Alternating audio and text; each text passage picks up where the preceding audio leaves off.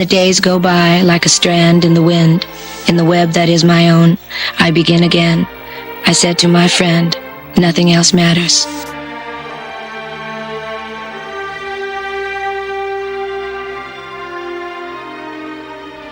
Just like the wide-winged dove sings a song, sounds like she's singing. Ooh, ooh, ooh. Just like the wide-winged dove sings a song, sounds like she's singing. Ooh, baby, ooh, say ooh. And the days go by like a strand in the wind, in the web that is my own. I begin again. Said to my friend, baby, nothing else mattered. He was no more than a baby then. When he seemed broken hearted, something within him. But the moment that I first lay all alone on the edge of 17. Just like the wide-winged dove sings a song, sounds like she sings. Ooh, baby, ooh. Just like the wide-winged dove sings a song, sounds like she's singing. Said ooh, baby, ooh. Said ooh. But I went today, maybe I will go again tomorrow. Yeah, well the music there, well it was hauntingly familiar. When I see you doing what I try to do for you, well there words on that poetry, voice on that fire and melody, and nothing else mattered. Just like the wide-winged dove sings a song, sounds like she's singing. Ooh, baby, ooh, say ooh. Just like the wide-winged dove sings a song, sounds like she's singing. Say ooh, baby, ooh, say ooh. The clouds never expect you when it rains, but the sea changes color, but the sea does not change. So with the slow, graceful flow of age, I went forth with an angel desire to please on the edge of 17.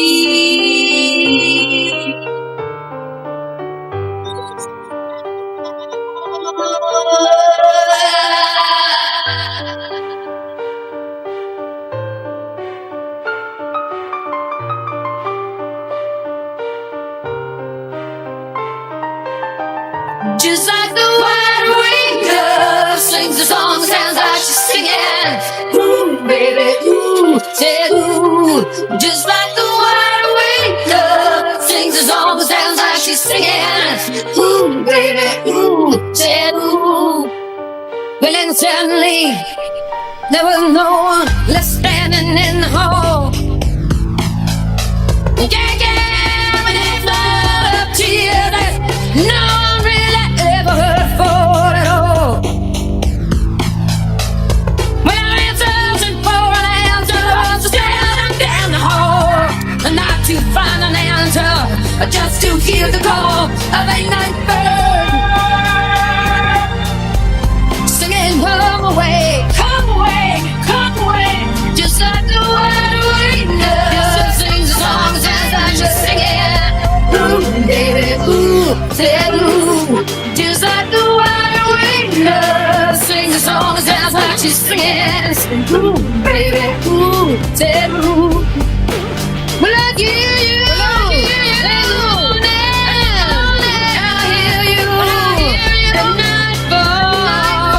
Sometimes to be near you is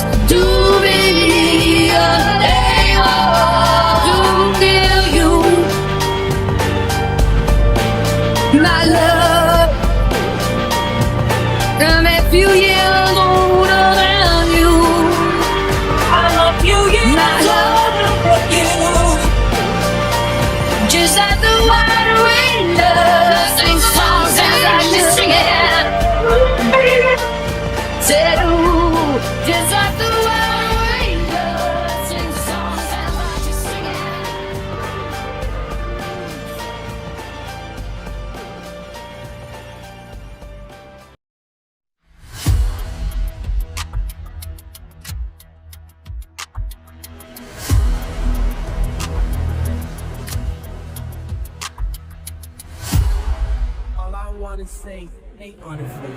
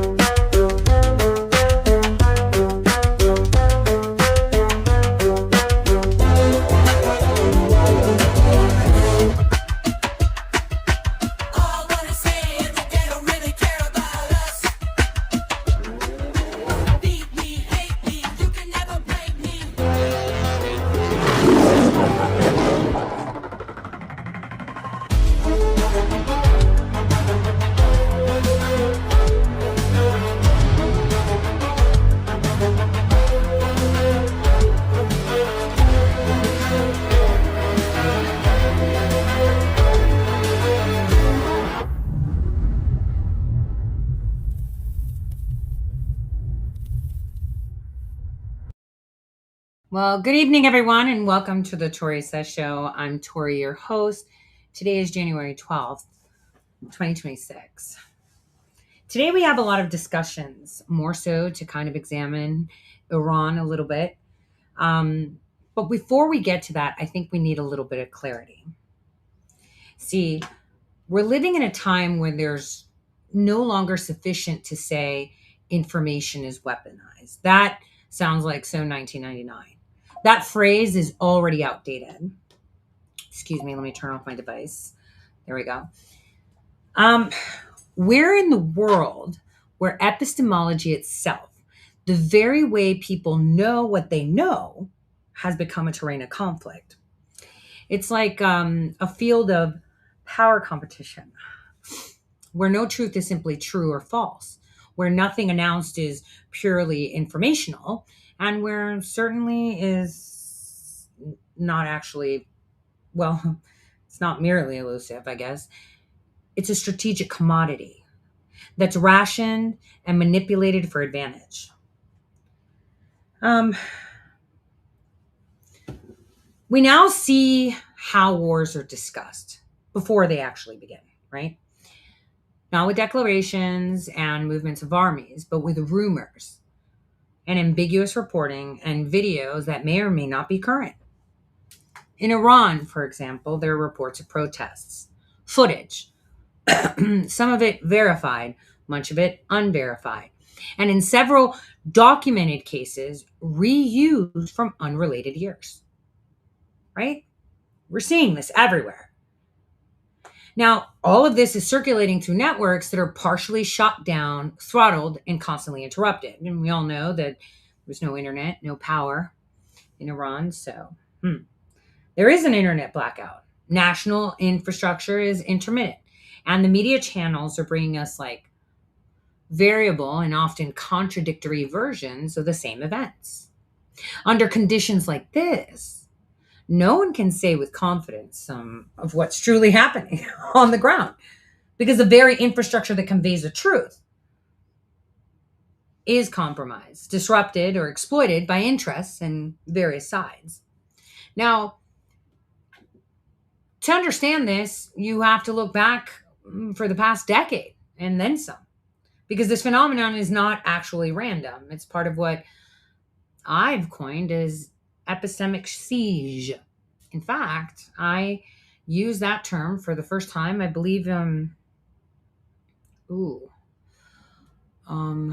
God, I'm trying to remember, in Fallujah. Now, epistemic siege is a kind of war where the front lines are not physical borders, but pathways of understanding. In classic siege, the attacker cuts food, water, and supplies to break the will of the defenders. In an epistemic siege, what's cut is clarity. And the result is confusion, hesitation, fear, and calculated misreaction.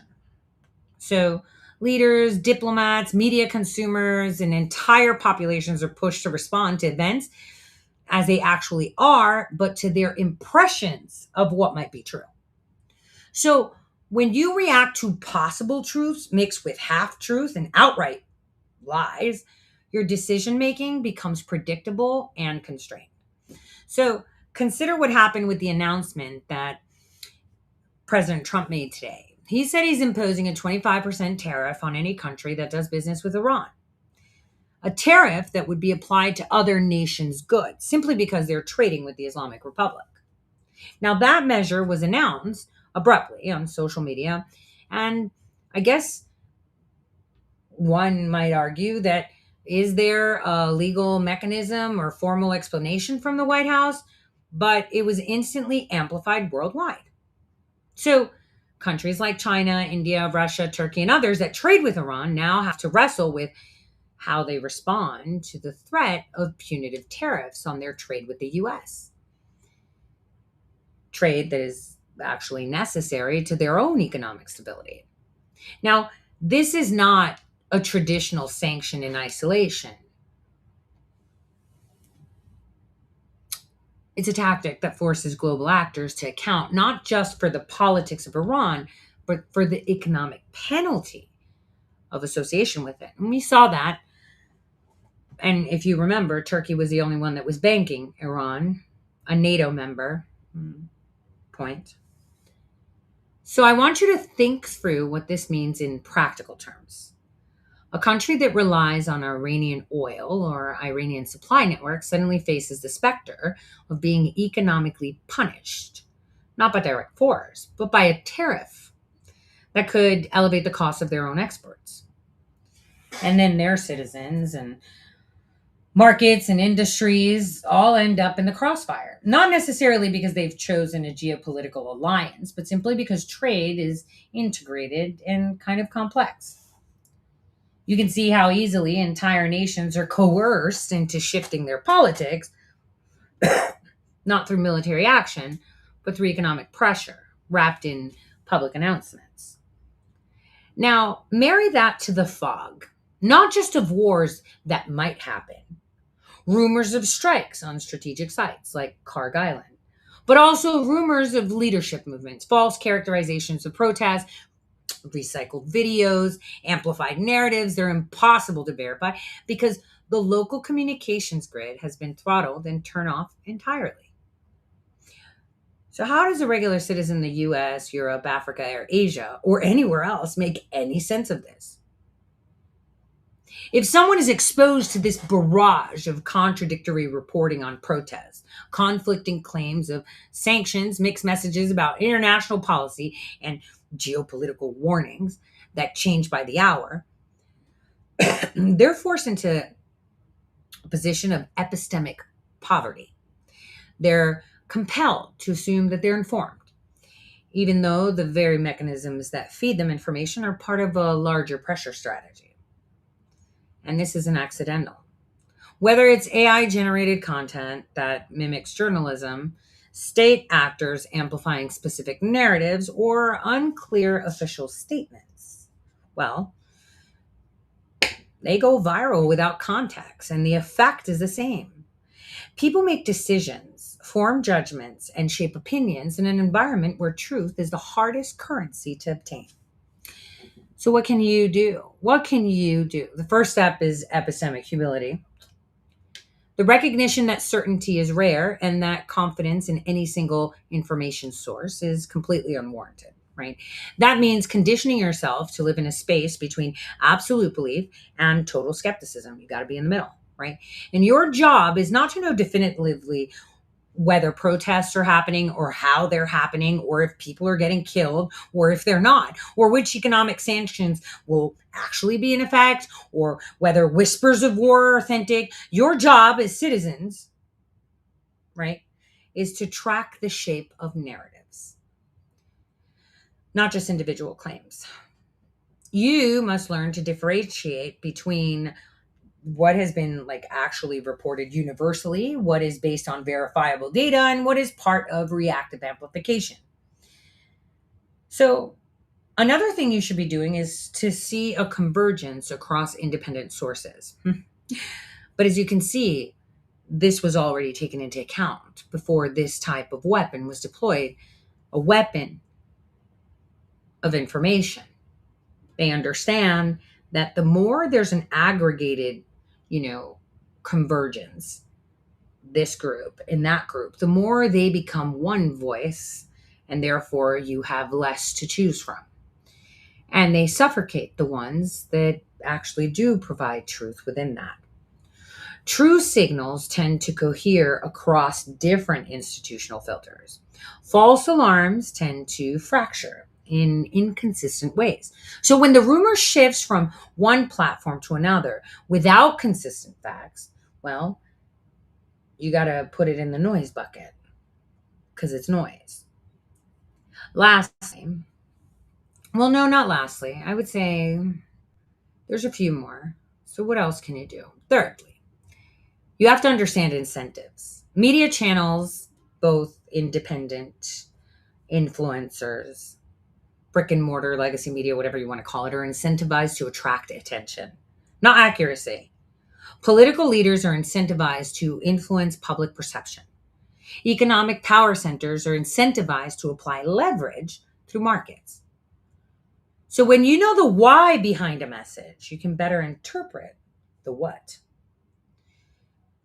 Fourth, I would say you should keep in mind that your interpretation in itself is a strategic variable in epistemic environments. Governments, corporations, and media conglomerates are shaping not just what you see, but how you see it. You can choose to resist being a passive recipient of curated narratives by actively interrogating them instead of consuming them.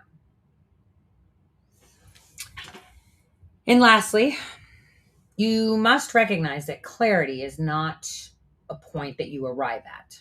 It's a process that you must maintain. In an era where AI can generate realistic evidence, where repeated footage from years past can be repurposed as news, and where tariffs on nations buying oil can become headline narratives that reshape diplomatic calculus overnight, well, the citizen's role is not to claim certainty. It's to learn the architecture of uncertainty itself. So tonight, we're going to unpack this a little bit together, focusing on Iran, including some deeper discussions like the rise of Christianity in Iran, which itself, standalone, is a signal of sociocultural fissures that have been there and that are being filtered through these same information pressures. So remember that when we're confronting the world, I would say the information that is coming at us globally, right? It's not only a conflict of nations. It's a conflict over knowledge, narrative authority, and the right to define reality in a globally interconnected, digitally mediated world. So understanding epistemic siege means understanding that power does not need to declare war to shape it. It doesn't need to fire missiles to control decision spaces. All it needs is to make truth so expensive, and I am so fraught, that people either act on misinformation or retreat into confusion. And in that space, power fills the vacuum, not always visibly, and definitely not always truthfully. And this, my friends, is the new battlefield. And awareness of it is the first step toward resisting it. I was actually thinking a little earlier, when I accepted the offer to do a radio show, I was actually reluctant. I'm not a reporter. I'm not a trained journalist. I'm not an influencer. I don't angle sentences to harbor favor or slip myself into someone else's campaign. I'm not bought. I'm not briefed, not carried by any agenda, but the oldest one there. And that's truth. I follow it the way that Tacitus did: attentive, disciplined, and unafraid of consequences. But I learned from his excesses too, right? He let opinion flare because his age was on fire. Now, you might say you have opinions, and that's because my opinions align with what the facts say. I stay centered, though, because mine is addicted to smoke. That's the difference that matters. See, that's the first mistake, assuming I was here to persuade, to posture, to join a side. I'm not. I'm here to see clearly. And clarity doesn't shout, it waits. See, a lot of people didn't know what to do with that. Independence reads as a threat to people who survive on alignment. When someone unowned shows up, unintroduced, unranked, unnamed, the system panics. Low-level operators always do. A prime flock reacts to the unknown the way it was trained to, with noise, with projection, with accusation. They need labels because labels make things manageable. The unlabeled scares the shit out of them. There's something almost devotional in that fear. Kind of like it. As a simmerat of the mind, where uncertainty must be sacrificed before it speaks. So many people mistook me as one of them, any of them, because anything is safer than admitting I wasn't anybody's. What they never considered is what I could be if I weren't suffocated from both perceived sides. Pushed from one for not obeying, pushed from the other for not performing, pressed flat between caricatures, right? Until the only remaining space to breathe was the real side, the human one. Mankind, not movements. People, not postures. And that's where I stand. Not above, not against. Outside the false geometry altogether. And that's a part a lot of people couldn't map. I'm not here to burn the house down. I'm Wreck-It Ralph, standing in the damage everyone else learned to ignore. Doing the uncelebrated work because someone has to. I don't serve power. I don't serve reaction. I serve continuity. The idea that truth survives longer than any system built to contain it. If that unsettles you, it's because you took the bait and you were trained to take it. You mistook humility for weakness.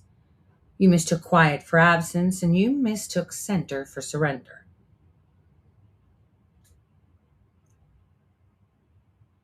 I'm always watching, unowned, unaffiliated, suffocated from every false side, and still standing only on the real one. And see, that's not defiance, that's restraint. And restraint, when it belongs to someone who answers to nothing but truth, well, it actually scares the shit out of people. I mean, a lot of people talk about honeypots and how they attract them. But the biggest honeypot is the unknown, because then you get all fake sides running to destroy it or own it or claim it. And what they don't realize is the whole purpose of having an unknown honeypot is to see all you motherfuckers come out. So, on that note, let's begin today's show. I think it's going to be quite interesting. There is a video that I want to show you first. I was going to tell you something. This showed up a while ago on my Facebook page. One day a man named Truth and a man named Lie stood by a river just outside of town. They were twin brothers. Lie challenged Truth to a race, claiming he could swim across the river faster than Truth. Lie laid out the rules of the challenge, stating that both must remove all their clothes, the count of 3, dive into the freezing water, swim to the other side and back. Lie counted to 3, but when Truth jumped in, Lie did not. As Truth swam across the river, Lie put on Truth's clothes and walked back to town dressed as Truth. He proudly paraded around town pretending to be Truth. Truth made it back to the shore. His clothes were gone and he was left naked, with only Lie's clothes to wear, refusing to dress himself as a Lie. Truth walked back to town naked. People stared and glared as naked Truth walked through town. He tried to explain what had happened and that he was in fact Truth, but because he was naked and it was uncomfortable to look at, people mocked him and shunned him, refusing to believe he was really Truth. The people in town chose to believe Lie because he was dressed appropriately and easier to look at. From that day until this, people have come to believe a well-dressed Lie rather than believe a naked Truth. I was going to See, that was actually nicely put. Truth is never dressed up for the occasion.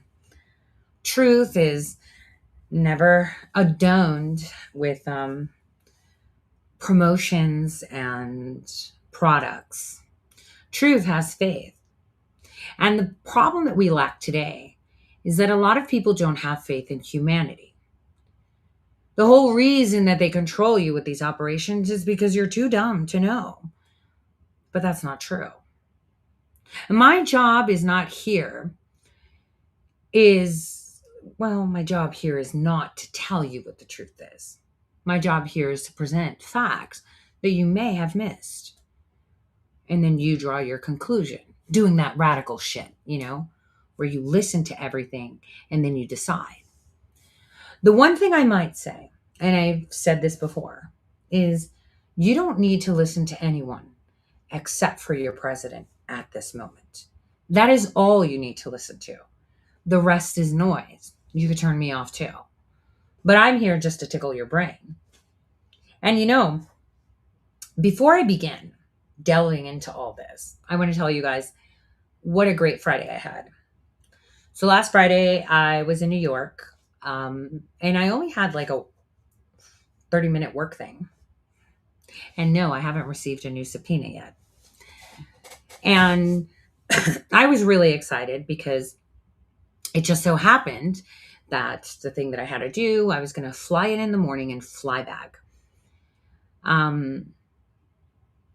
But a friend of mine, someone that saved a lot of Americans, was in New York for work, pleasure, I don't know. And we got to eat together. We had lunch together. So I don't know if you guys remember, but back when COVID hit, I was actually giving people a hell of a lot of facts. Was the first person who spoke of hydroxychloroquine ever, right? Told you about the genetic manipulation and how it's observable. And on top of that, I was the person that actually I didn't. This person that I met with broke the story because I had a document in my hand showing how hospitals were being paid for every death, $110,000 for every COVID death. And it just so happened that my friend and I talked right before his interview. He worked for Fox.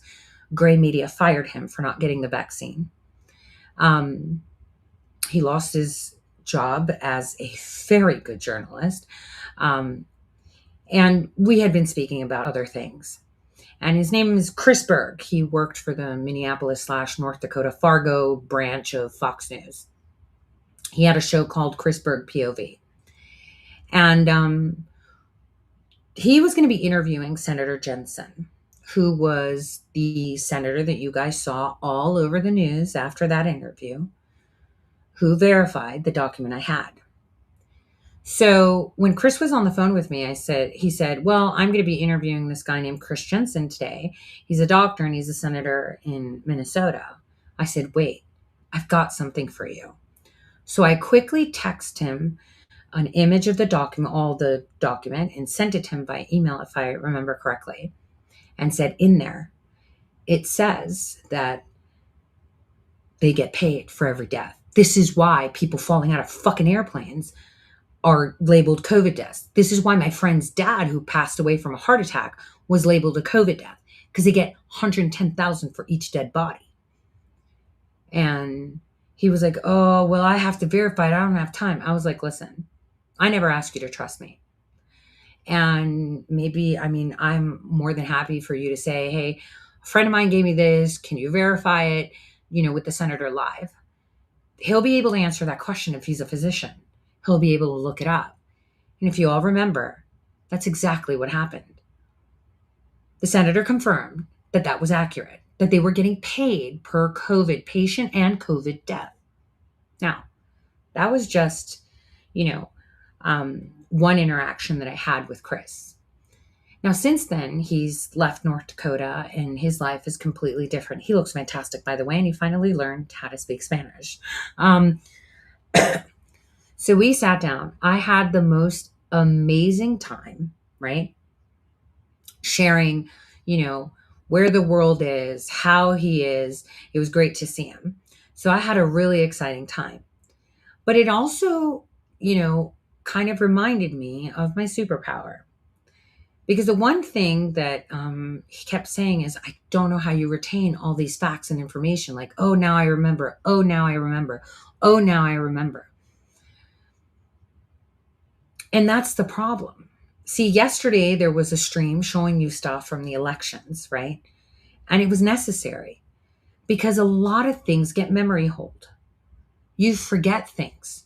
You know, when I sat there last week in DC, speaking to those people and telling them, yeah, well, Burgum created the contact tracing app that violated our rights, where they were literally like Gestapos. They were like, really? I didn't know that. The fuck did you miss that? He was all over the news. And so this is the problem that we have. There is so much noise, and we have so many people in these clusters of information that promote whatever they're getting paid to promote, or whatever they think that brings them clicks so that they can be popular. I mean, what's the point of being popular in hell? Aren't you supposed to be fixing things? Aren't you? But it says it all. Social media influencer. That's their job. Influence how you think. It's terrible. And, you know, I'm guilty of that. I'm influencing you to fucking think. How about that? By posturing the right questions, I'm hoping that people can actually start discerning for themselves. I said this many, many years now. It's important that you trust your gut. Your gut's never off. It's the independent brain of your freaking body. So it's important that you trust your gut. And that's the problem. People are not doing that. They're not trusting their gut. They're relying on other people to tell me they're outsourcing their thinking. So before I delve into Iran, I thought I would give you a little bit of juice here. Christianity has been on the rise in Iran for many, many years. But I did mention Tacitus. So I wanted to introduce you to him because he will be part of the show that I'm putting together in regards to Jesus. Now, I found this video very intriguing, and I think all of you will appreciate it. This is a historian. This is what he is. He's supposedly very blah and very factual. And I say this, I think this video was more to like people who believe that Jesus never existed. But he actually talks about Jesus, and he had a lot of disdain for Christians. But as you listen to this video about what happened with Nero and all these things,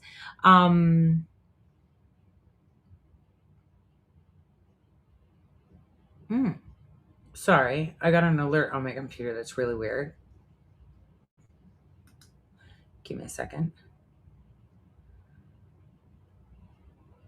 Huh. I'm sorry, guys. Give me a moment.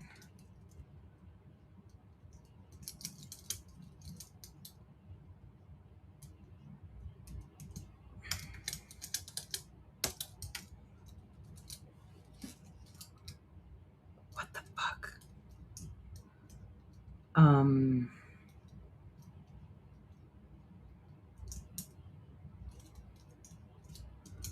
Sorry.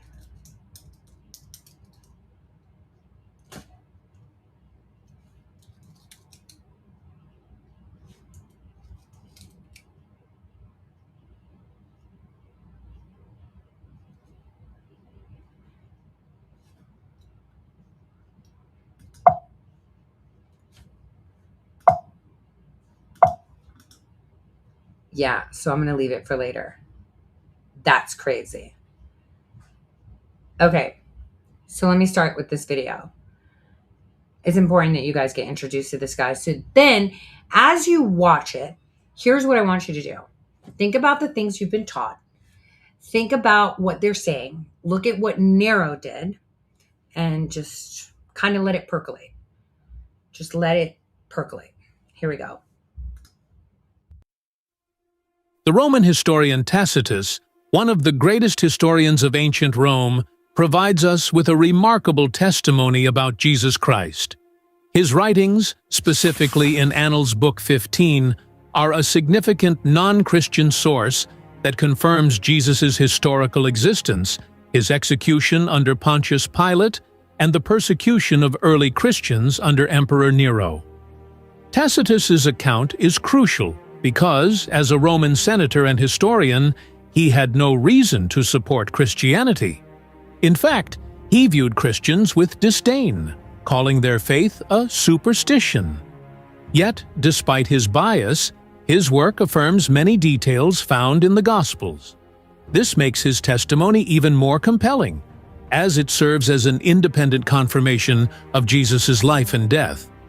In this video, we'll explore who Tacitus was, what he wrote about Jesus, and how his record of Christian persecution under Nero aligns with biblical and historical evidence.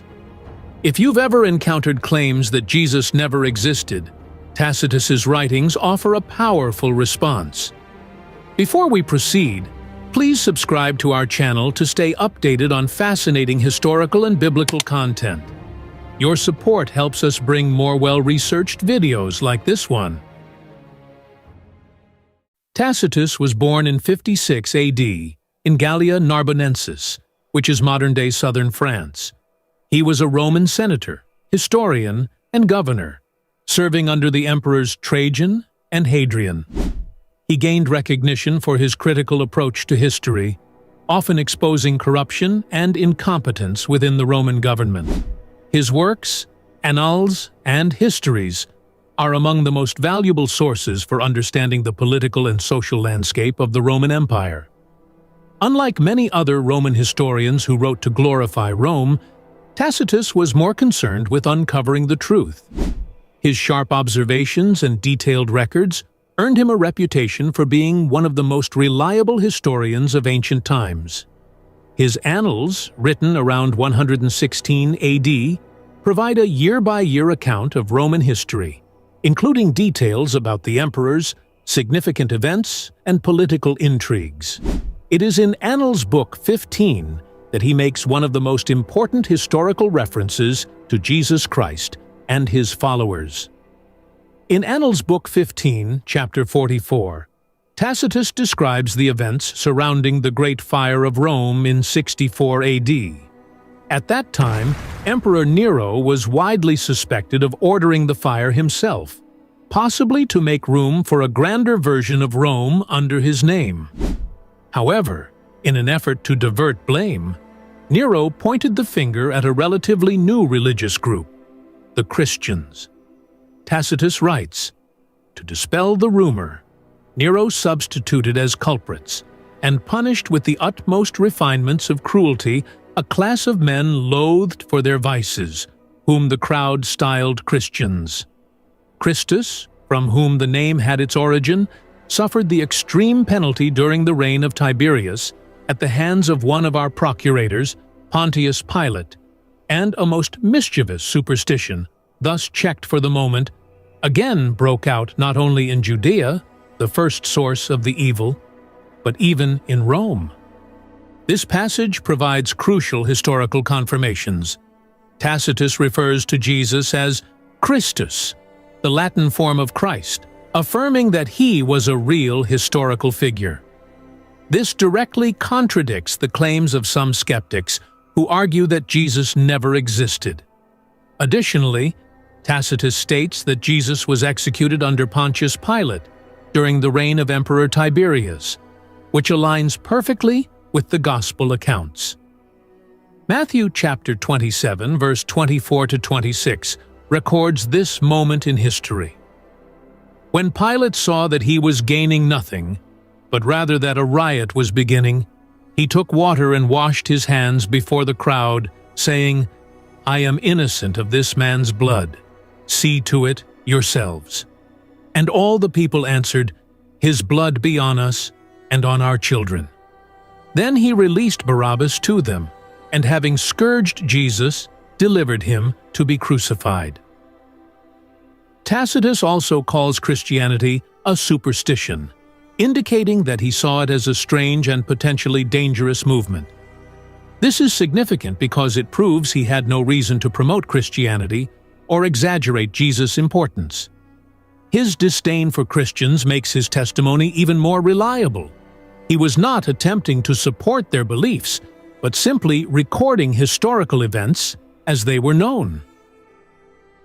Tacitus does not just mention Jesus.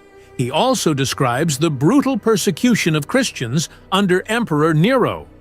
In 64 AD, a massive fire engulfed Rome, destroying much of the city. Many people suspected that Nero himself had ordered the fire, as he had ambitions to rebuild Rome with grander structures that reflected his own vision. However, needing to deflect suspicion, Nero blamed the Christians. Tacitus records how this accusation led to widespread persecution. Accordingly, an arrest was first made of all who pleaded guilty. Then, upon their information, an immense multitude was convicted, not so much of the crime of firing the city as of hatred against mankind. Here, Tacitus makes it clear that the Christians were not actually accused of starting the fire. Rather, they were already despised by society. The phrase, hatred against mankind, suggests that Christians were seen as outsiders who rejected Roman customs and beliefs. Their refusal to worship the Roman gods or the emperor made them an easy target. Tacitus goes on to describe the horrifying punishments that Christians endured.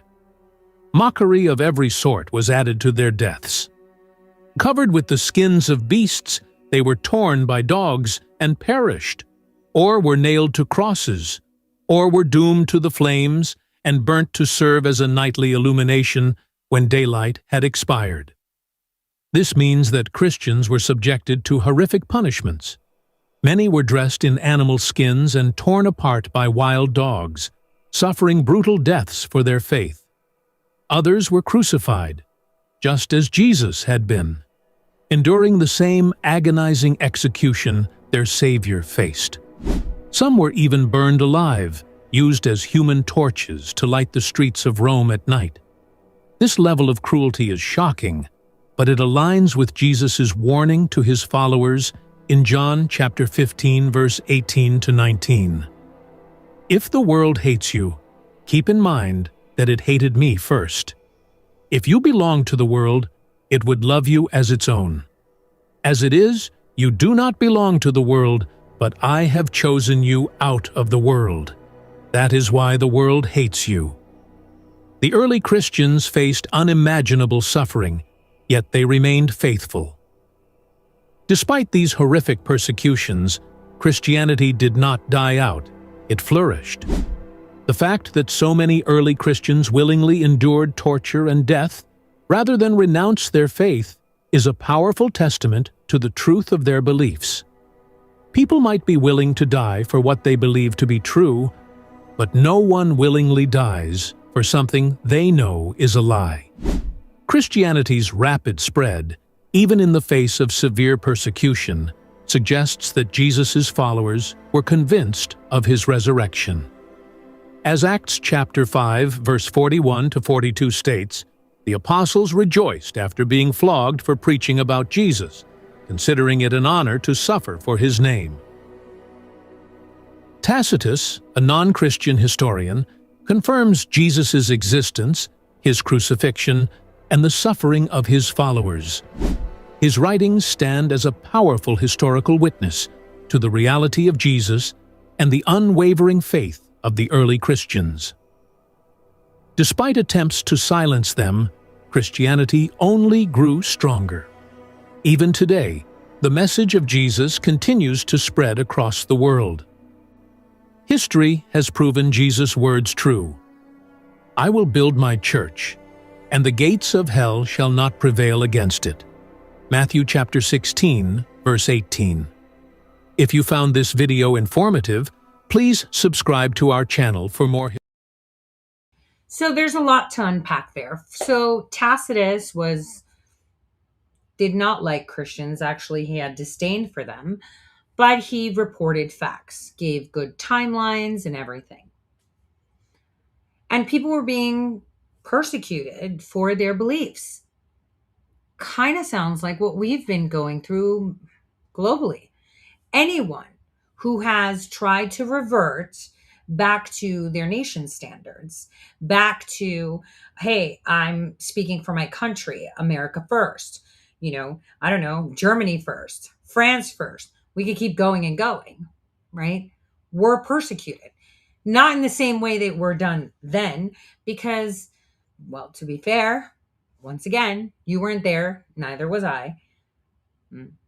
So you only have to go with what you're reading. And we know that the victors write the books. And obviously, they're going to talk about death and slaughter and throwing people in jail and feeding them to lions, putting skins of animals on people so they could be chewed apart for entertainment. Because how dare they? Or using Christians to light the way in Rome when the sun went down. Like, these are actual things they did. And well, here, in this day and age, we notice globally, people were barred from entry from countries, bank accounts were taken away, rights to speak were taken away. During COVID, you were unpersoned if you did not get a vaccine. You weren't allowed to have employment. You couldn't step out of your house without a mask. You needed a chit to walk around and say that you were essential. See, what was then is now in a different format. Persecution wears the same face. It's just more modernized now, and people tend to forget about it or see it differently. But at the core, it's the same thing. And I wanted to make that clear, that the things you are seeing, this is why I say it's a repetitive playbook. The things you are seeing have already happened in time, have already happened throughout time, again and again and again and again. So let us step back in time just a tad bit to about 12 years ago when this report was out about Iran.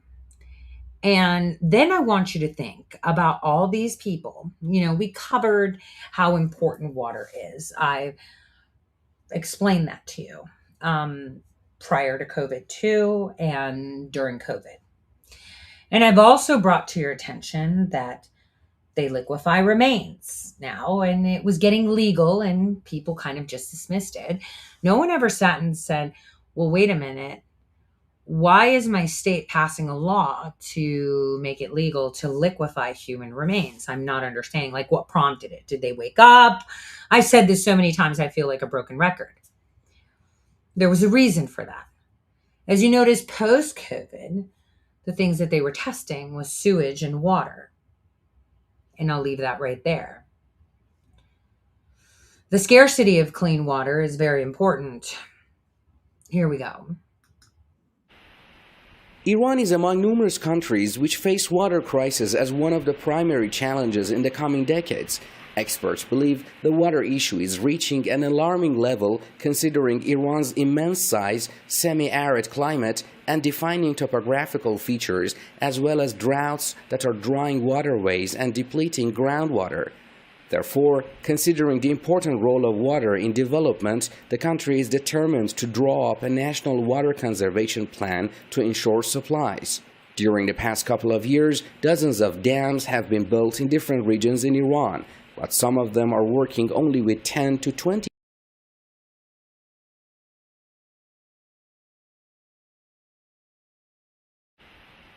Iran is among numerous countries which face water crisis reaching an alarming level considering Iran's immense size, semi-arid climate, and defining topographical features, as well as droughts that are drying waterways and depleting groundwater. Therefore, considering the important role of water in development, the country is determined to draw up a national water conservation plan to ensure supplies. During the past couple of years, dozens of dams have been built in different regions in Iran, but some of them are working only with 10 to 20% of their capacities. Recent dry spells and a consequent 40% fall in surface runoff have made the administration decide to shift the focus away from building dams and move towards implementation of water supply plans. The Energy Ministry is willing to reconsider construction of some of the dams. We believe that implementing water supply plans and developing dams must all be done based on careful studies. We need to re-engineer plans for some dams in order to correct the deficiencies.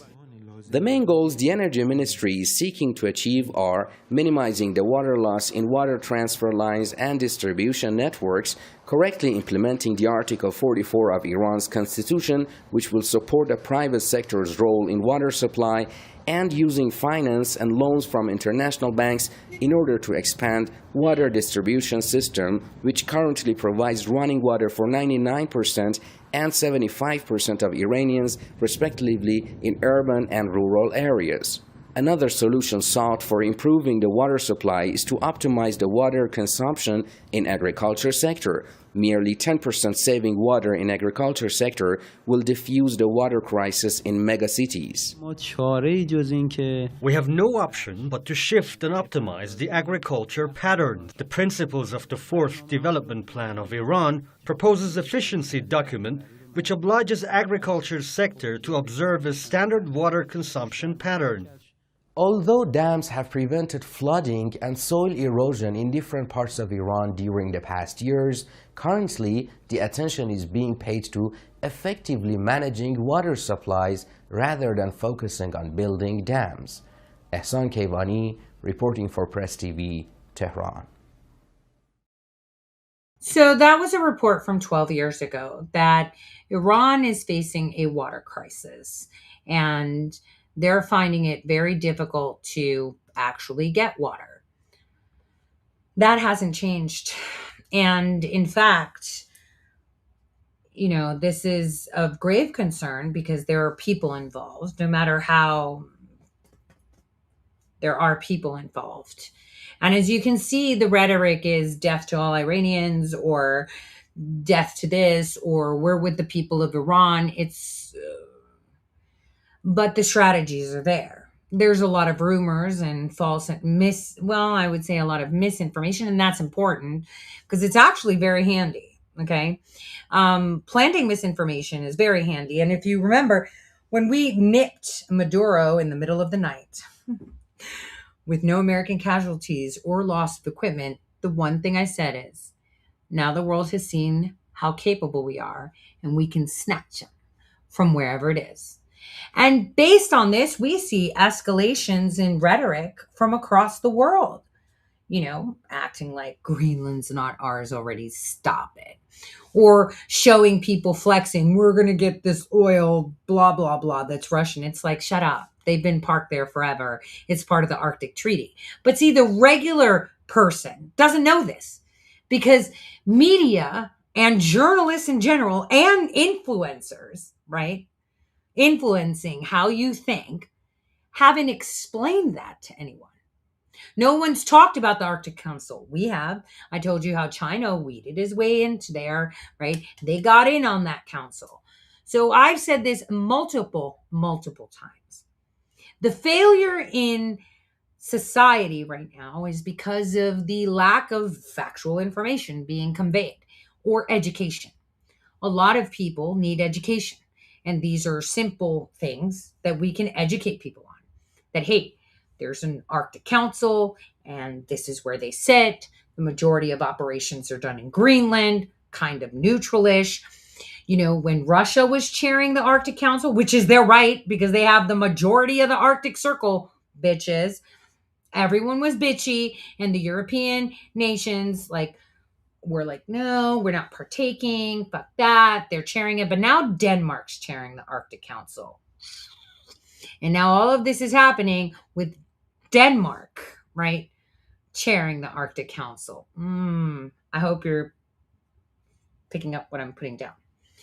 So going back to Iran, over 12 years ago, it was identified that they have infrastructure issues with water. Considering that they fell heavily into technology and they use a lot of water for their for the nuclear operations that they do, which, by the way, were assigned by us. We helped build those factories. They enrich the uranium. Did a whole show. You should go look it up, where I tell you what the steps of uranium enrichment are and how they go. Right. So it's extremely important. You go and revisit that so you understand. Because I was seeing the media float around.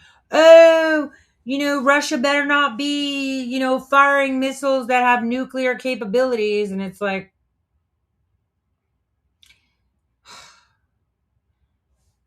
to the layman, that sounds like, oh my God, nuclear, we're all going to die. How dare Russia? And it's like, see, you're dumb. You sound dumb to smart people, because most missiles can be nuclear capable. All you have to put is a nuclear warhead on it. So when you see missiles going, they can all nowadays be nuclear capable, meaning they've got a little slot where it's like, here's where you put the warhead, and that's it. So see, the problem that we have is this pandering to, instant gratification, siding with whatever side you've picked, clicks and giggles, rather than informing the public to say, hey, this is a strategy to instill fear so that people uprise and they do shit. Okay. And they talk out their mouth like they're smart when they're not. Because when I see people that are conservatives that claim to be like in the know, oh, I hang out with this general and that, and they claim that nuclear capability missile is nuke war, it's like, you're all dumb. There's not going to be a fallout. There isn't even going to be a World War III. That shit's already done and dusted. What you're seeing is the show to make everybody comfortable. Now, let's get into what's going on now with the water crisis in Iran. Hello everyone, welcome back to the channel.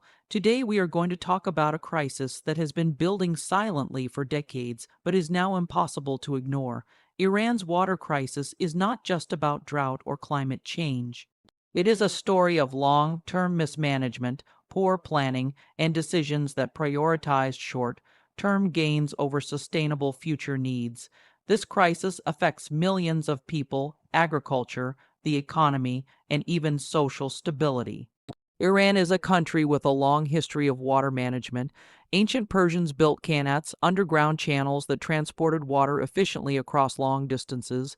These systems worked with nature rather than against it.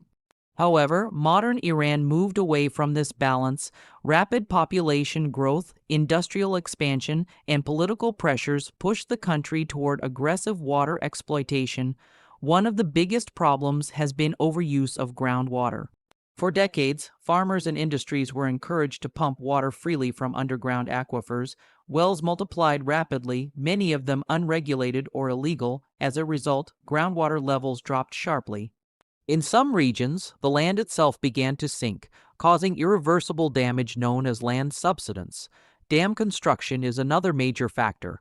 Iran built hundreds of dams with the goal of boosting agriculture, generating electricity, and controlling floods. While dams can be useful, many were built without proper environmental studies. Rivers were diverted, wetlands dried up, and downstream communities lost access to water they depended on for generations. Lake Urmia is one of the most famous examples. Once one of the largest saltwater lakes in the Middle East, it has shrunk dramatically. Excessive damming and water diversion for farming caused inflow to drop.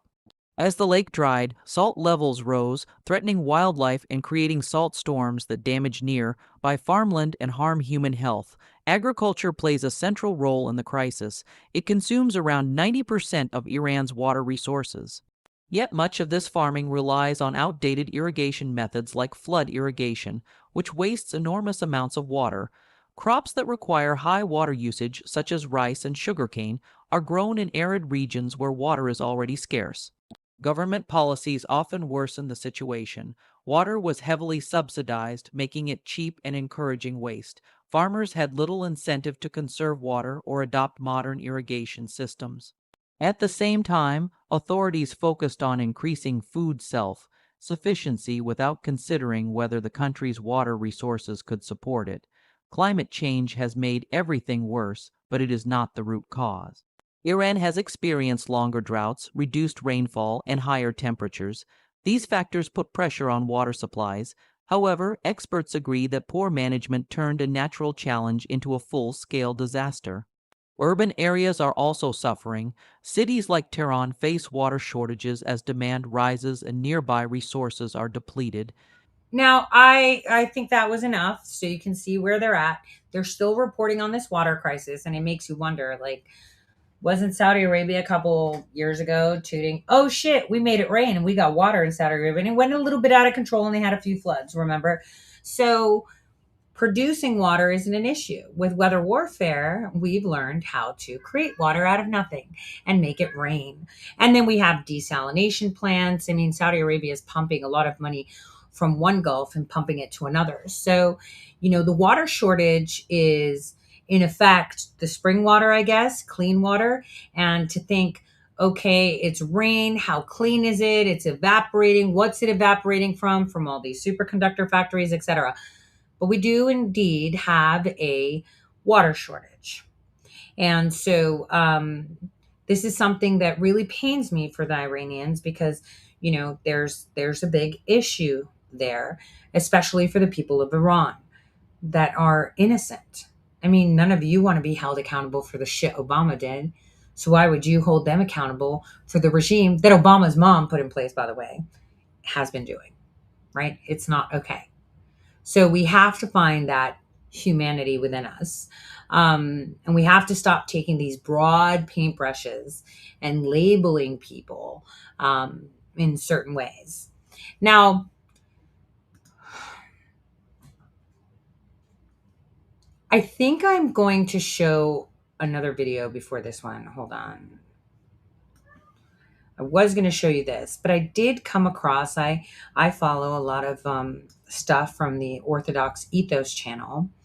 I've actually spoken with this man for religious stuff. I actually thought of having him on.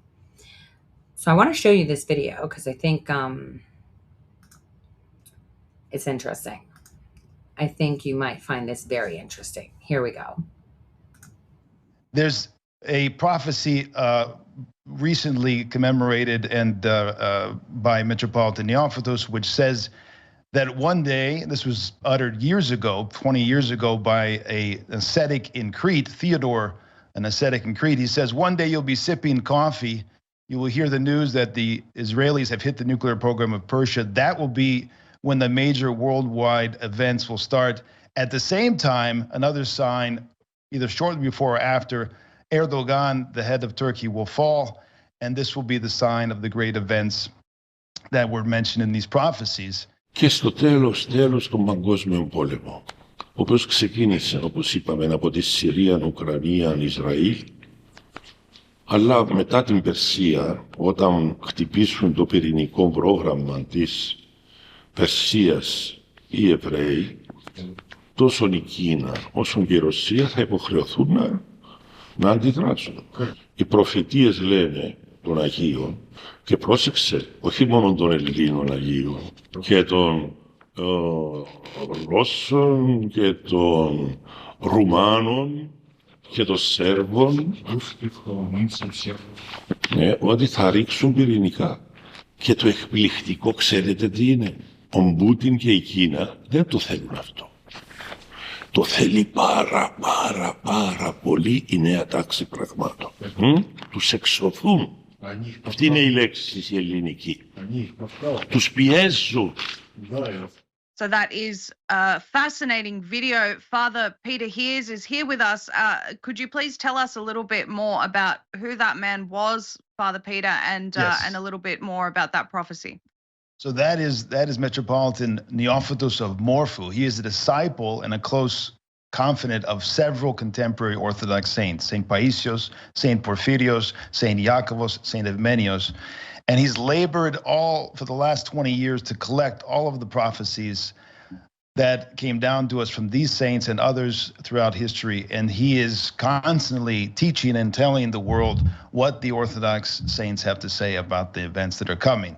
Could you talk a bit about the significance of Turkey, and what do you think in light of the prophecies? How will Turkey's involvement happen here? Well, the key sign of the disintegration of Turkey will be the end of Erdogan, according to the prophecies, and the new leadership will be inclined toward the West, and they will do the bidding of the West. And the key thing that will happen was they will close the straits and not allow the Russian military to pass to go to the Middle East, where a lot of their interests will be at stake. And that will happen during a short war between Turkey and Greece, because that's a prerequisite for the straits to be shut. There must be a war fair state going on. Otherwise, they're not justified by international law. So the prophecies are that Turkey will strike Greece over the disputed 6 miles between the two countries. And they have long had this dispute, well-known dispute going back decades and decades. And they will get the nod for this because ultimately it will be in the best interest of NATO to shut the straits and keep Russia out from the Middle East. And so this is all very much, whereas 20 years ago, 15 years ago, it would be hard to see these things as possibly materializing, even though the prophecies go back many, many decades. St. Pius was proposed 30 years ago, and he was saying these things. Now you can see them literally in front of us. Erdogan's party has largely lost power in the last elections. He has said he's going to step down, and now we're on the verge of possibly the attack on Iran's nuclear facilities, which is also said as a sign to provoke the larger war. So Turkey's, according to the prophecies, at the center of all the development going forward. Hello everyone, welcome back to the channel. Today we are talking about a story coming out of Iran that has shocked many people around the world. A country already struggling with severe water shortages has now witnessed something that sounds almost unreal: blood, red rain. Social media is full of images and videos showing red, colored rainwater flowing through streets and collecting on the ground, leaving people confused, frightened, and full of questions. What is really happening in Iran, and is this just a strange natural event or a warning sign of something much bigger? To understand the red rain, we first need to understand Iran's ongoing water crisis. For years, Iran has been facing one of the worst water shortages in its modern history. Rivers have dried up, reservoirs are critically low, and many cities and villages struggle to get clean drinking water. Climate change, long droughts, rising temperatures, and years of poor water management have pushed the country to the edge. Farmers have lost crops, livestock has died, and ordinary people are forced to line up for water. In many parts of Iran, rainfall has become unpredictable. Some areas go months without rain, while others experience sudden and intense downpours that do little to solve the water problem. Groundwater levels have dropped sharply because of over-extraction, and lakes that once supported ecosystems and tourism have nearly disappeared. This water shortage has become more than an environmental issue. It has turned into a social and economic crisis affecting millions of lives. Protests over water shortages have erupted in several Iranian provinces over the past few years. People have taken to the streets demanding access to water, blaming authorities for mismanagement and corruption. In some areas, clashes have occurred between protesters and security forces. Water, something so basic and essential, has become a symbol of wider frustration with economic hardship and governance. Against this already tense backdrop, reports of red rain began to emerge. Residents shared videos showing rainwater turning roads, rooftops, and fields a deep red color. Some described it as looking like blood flowing from the sky. The images quickly went viral, sparking fear, rumors, and wild theories. For many people, especially in a region already under stress, the red rain felt like an omen. Naturally, the first reaction for many was panic. People wondered if the rain was toxic, if it was linked to pollution, chemical contamination, or even secret military activity. In a country where trust in official explanations is often low, speculation spread rapidly. Some people avoided going outside, while others collected samples of the red water, unsure whether it was safe. Scientists and meteorologists, however, offered explanations rooted in natural phenomena. According to experts, red rain is not entirely unheard of in different parts of the world. It can occur when rain mixes with dust, sand, or particles carried by strong winds from deserts. Iran is surrounded by arid regions, and dust storms are common, especially during dry seasons. One of the main explanations points to iron, rich dust and soil particles. When these particles are lifted into the atmosphere by strong winds and later fall with rain, they can color the water red or brown. In some cases, dust from distant deserts can travel hundreds or even thousands of kilometers before falling back to the ground with rainfall. Another possible factor is algae or microorganisms. Certain types of airborne algae spores can give rain a red or pink tint when they mix with water. While this sounds unusual, similar events have been recorded in other countries, including India and parts of Europe. These events, while rare, are generally harmless. Still, the timing of the red rain in Iran has made it especially disturbing. After years of drought and water scarcity, seeing rain something desperately needed arrive in such a strange and alarming form feels deeply unsettling. For many Iranians, it symbolizes how abnormal and fragile the situation has become. Beyond the scientific explanation, the red rain has taken on a symbolic meaning. In a country dealing with economic sanctions, inflation, unemployment, and environmental collapse, the image of blood-colored rain feels like a visual metaphor for suffering. People online have described it as nature itself crying out or warning humanity. Social media reactions have been intense. Some users connected the red rain to religious or spiritual interpretations, calling it a sign or punishment. Others linked it to political narratives, suggesting it reflects the bleeding state of the nation. So as we can see, there's a lot going on in Iran, right? It's separate to the protests that have been organized there for whatever. We see that there's a lot going on.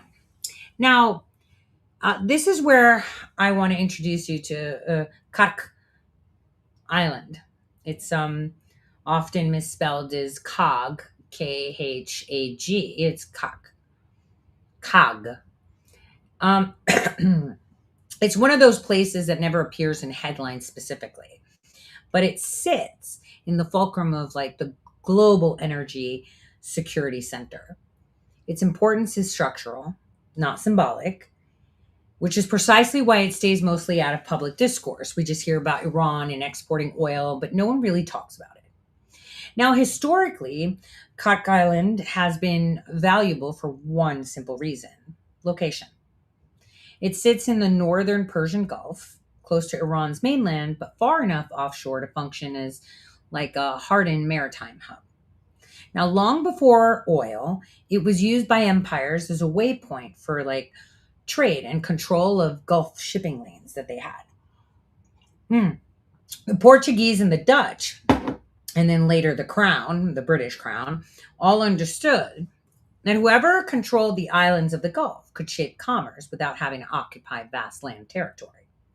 Kark itself fits neatly into that old imperial logic. Now, in our times, modern significance, I guess, it's mostly entirely about energy. Kark Island is Iran's primary oil export terminal. And at various points, upwards of 80 to 90% of Iran's crude oil exports flow through Kark. That makes it not just an economic asset, but a strategic artery. Now, pipelines from Iran's interior terminate there. They terminate there, but the storage tanks that hold tens of millions of barrels and massive loading berths accommodate the world's largest fucking oil tankers. We're talking massive. So when oil leaves Iran, it leaves through Kark. Or Iran can feel the economic pain like super quick. Now, capabilities wise, Kark is far from more than a civilian port. Okay. So over decades, it has been heavily fortified by Iran. Air defenses, hardened infrastructure, redundancy in storage and pumping systems, right? And they have repair capabilities for ships like nobody's business. And dispersal measures that they have in place are crazy. And it reflects one thing: Kark would be an early target in any serious conflict. In fact, during the Iran-Iraq War of the 1980s, go figure, why would Iran and Iraq fight? Oh, that's right. Because at that time in 1978, Barack Hussein Obama's mom and Peter Strzok Jr.'s dad were there overthrowing the government. That's right. So Iraq repeatedly was attacking Kark in an effort to cripple Iran's economy. Who's doing that? Who's doing that? You think Iraq was doing that? Iraq had no beef with Iran. And in fact, the island sits like across from Iraq. Iraq is like here and the island is over here. Okay. So why would they be attacking him? That's a good question. We'll table that, right? You can draw your own conclusions. But despite them being consistently bombed, Iran kept the oil flowing and they were repairing damage like faster than a Chinese crew throwing up a skyscraper, like within days. And that experience and what they went through in the 80s, right, was what turned Kark into a case study in resilience under fire. Economically, the island is not diversified. It really doesn't have to. Its commodity is oil and oil alone, and specifically the export capacity it has. And that makes it simultaneously powerful and vulnerable, right? Control of Kark doesn't just affect Iran, it affects global oil prices, shipping insurance rates, regional stability, and the political calculations of energy importing states. Do you hear that, Israel? Because while you're mulling around to target Kark, right, you have to remember, if you take that island, you will piss off the whole Middle East, and don't do that because Israeli citizens don't deserve that shit. That's that. Close comment. So, as you understand, a disruption at that island reverberates far beyond the Gulf. So, why is it rarely in the news? Why is it that people don't really talk about it, right? You hear people saying mullahs are around. No, the fuck they're not. It's not a religious place. It's a port. It's like saying, Chelsea in New York. I'm just saying, it's just a fucking port. Okay, that's basically it. It does have a Christian church there, and it has a mosque, and that's for the workers. Yeah, you heard me right, Christian. So, it's systemic leverage. That's exactly what the island is. News cycles prefer dramatic events like missile launches, assassinations, explosions, but Kark is more dangerous in its normal operation than its destruction. As long as oil flows, its significance is quietly baked into the markets and diplomacy. So talking about it too openly also invites uncomfortable truths that a single island can influence inflation, elections, foreign policy far past the Middle East. So do you guys think that Saudi Arabia, Oman, Yemen, Iraq, Egypt, all of them would be totally fine with someone coming in and taking that island out? Fuck no, they won't. But on the other hand, we should be monitoring that. Now, I want to say there's also a deliberate restraint in discussing it because energy choke points are often underreported because public fixation on those points increases panic risk. So here I am, panic button full, right?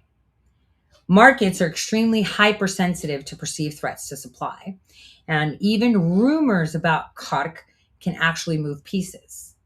So silence in this case is usually the way you stabilize shit. But I fucking love chaos, so fuck that. We should have that conversation. How about that? Now, as for why Israel would be intensely interested in Kark, well, it's important to be precise. It's not about conquest in the traditional sense, right? Or planting flags or administering territory. Israel's strategic doctrine does not revolve around occupation on distant islands. The interest is about denial, deterrence, and leverage. And from Israel's perspective, Kark is an economic backbone that allows Iran to fund regional proxies, allegedly, missile programs, and, strategic depth. Hezbollah, militias in Syria and Iraq, weapons development, none of that exists at scale without oil revenue. So Kark is where that revenue exists in Iran and turns it into hard currency. Now, what I've just told you is what they will say as to why. So if all of us are thinking of terms in strategic pressure, Kark is a pressure point far more consequential than any symbolic targets. Targeting Kark would destabilize the whole world. Fuck that. No. And don't touch the dams either. This is not okay. Destabilizing a stabilized region at the moment where talks are happening, which could throw all their economies off, would be detrimental to any discussions on finalization. So Bibi's got to shut the fuck up. Smack him a pacifier or something because this is not okay. Now, I have to say that control, disruption, or even a credible threat against Kark reshapes Iran's strategic calculus without requiring regime change or a full-scale war. It's the difference between striking muscles and striking the heart's blood supply, right? During the Iran-Iraq War, when the attacks on Karg were explicitly aimed at economic strangulation, was actually quite successful. But at that point, we had destabilizing things that came after that. We got 9/11. We got a lot of these cells popping out of nowhere, right? The logic hasn't changed. Only the technology has. So there's also a broader layer to this, I guess, in that sense. But I guess Israel's interest would therefore be indirect and conditional. Khark represents escalation dominance. The message is not we will take this, but we can hold at risk what keeps your system alive. And that kind of leverage is often more powerful when unspoken, which again explains the silence from the media and everybody ever talking about Khark Island. Now, on a more broader scale, I guess, Khark sits, in the dense chessboard there of the Gulf energy infrastructure. So any major action there impacts us, the United States, China, Europe, and all the Gulf monarchies. And that makes it a strategic tripwire. And everyone knows it matters. Everyone also knows that talking about it too loudly forces decisions nobody wants to make prematurely. So, Khark Island exists in a strange category, enormously important, rarely discussed, and heavily defended, and permanently watched. So it's not a headline generator, right? It's a background constant. And in geopolitics, the things that don't need to announce themselves are often the ones that truly shape outcomes. So I think it's important that we kind of just understand how geostrategically important Khark Island is. And it comes from the fact that it sits on that intersection of energy, geography, coercion, and escalation control.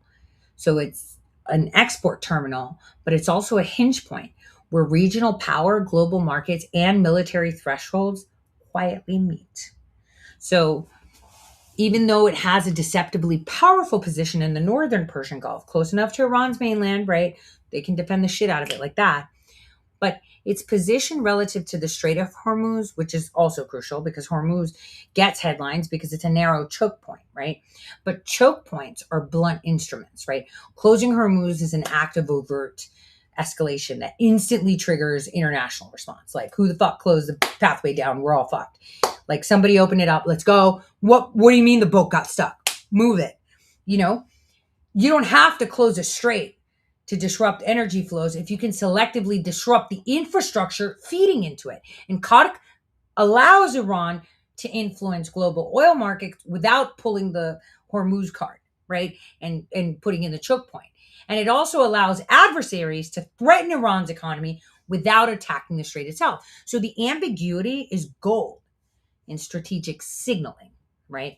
Now, Khark is actually a very good deterrence anchor because Iran has structured most of its like Gulf defense, I would say, posture around protecting it.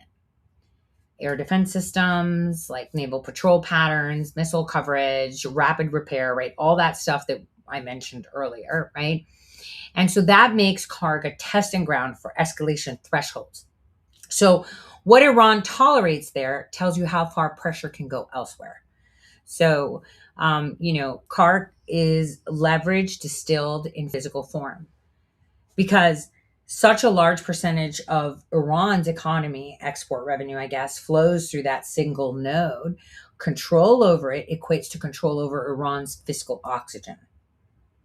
And sanctions hurt slowly, right? Currency pressure is indirect. Khark, that's an immediate effect. A credible threat to Khark compresses the economic plan, that one might have with sanctions, right? Into fucking direct pain within days, not months. And that compression changes decision making at the highest level. And we're not talking just Iran. And this is why KARK is more important and more strategically valuable than any dispersed infrastructure. Now, there's also a temporal dimension to its importance, right? Because modern conflict is increasingly about shaping futures rather than winning battles. And KARK ties Iran's long-term economic viability to a fixed observable location. You know, it's like you want to cause maximum pain, that's the bitch you take out. But you have to know that there's going to be consequences to that, because all the other neighboring nations will also feel that pain. In fact, the country that'll feel it the most is Turkey. But we do have pipelines too, so I digress on that one. But it is still 80 to 90% of their exports. Now, it's important to understand that KARK ties Iran's long-term economic viability, right? And it reduces their strategic mobility. I mean, Iran can move missiles, proxy forces, cyber capabilities, but it can't move a fucking island. Fixed assets in a world of mobile warfare become strategic liabilities, even when they're heavily dependent. Every year that passes without diversification in where their oil is exported has been increasing KARK's significance rather than diminishing it. And that's the key here. So from, a global perspective, KARK is actually embedded into the energy security calculations of states that aren't otherwise aligned with Iran. China, India, parts of Europe, they've historically depended on Iranian crude, even under sanctions. And we know this. That means KARK is quietly monitored by actors who have no interest in Iran's ideology, but deep interest in price stability. And that creates a strange form of strategic insulation. And any major disruption there risks dragging neutral, semi-aligned powers into diplomatic or economic response. And that can't be good. See, KARK is therefore both a shield and a hostage, depending on the context, right? I mean, picture this. We just got Venezuela. We have oil. We give zero fucks what happens in the Middle East. Tell me how that brings stability to the Middle Eastern nations when you have Israel dropping threads of conversations targeting KARK. Absolutely none.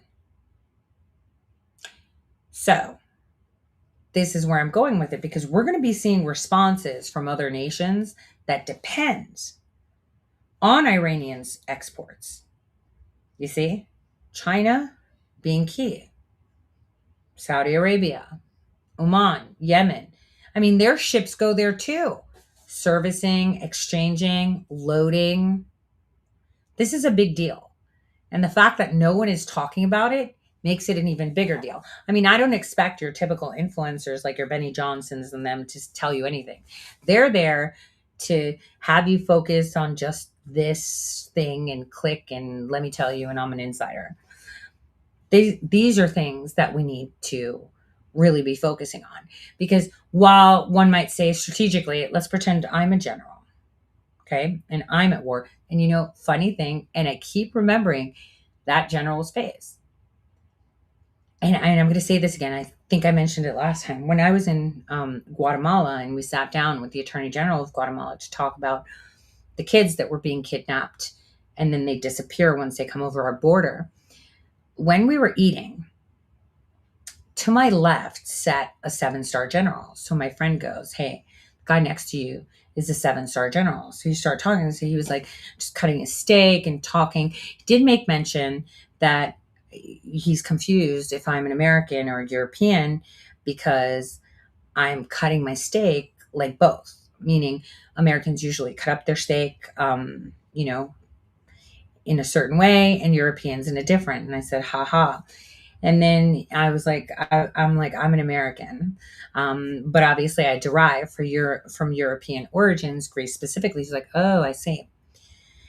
So I guess he wanted to do small talk, and he came in hot. He was like, Venezuela is a problem. I was like, Venezuela? Colombia is your problem, buddy. And, I said, no. My exact words were like, no, Venezuela is not a problem at all. It's Colombia that's a problem. And you guys should be focusing on that because you're the backstop to the United States. And then, you know, I think he was thinking, like, what about Mexico? And it's like, yeah, so backstop to the United States is Guatemala. And I meant that when I said it, because you can see the dynamics. Colombia, we'll talk about the importance of Colombia, kind of like we're talking about CARC. It's all about stability. And so CARC Island, as I said, is a place that if I was a general and I'd be like, yeah, fuck it, we're just gonna get rid of all of them. Shoot, let's annihilate the island. We're gonna cause them maximum pain. We're gonna get Turkey to flip. We're gonna get all these people wound the fuck up, panties in a twist, and fuck what the Saudis say, fuck what Yemen says. They ain't got oil. We got Venezuela now. China, on the other hand, is gonna be like, wait, yo, we kind of had a deal here. Like, what the fuck is going on here?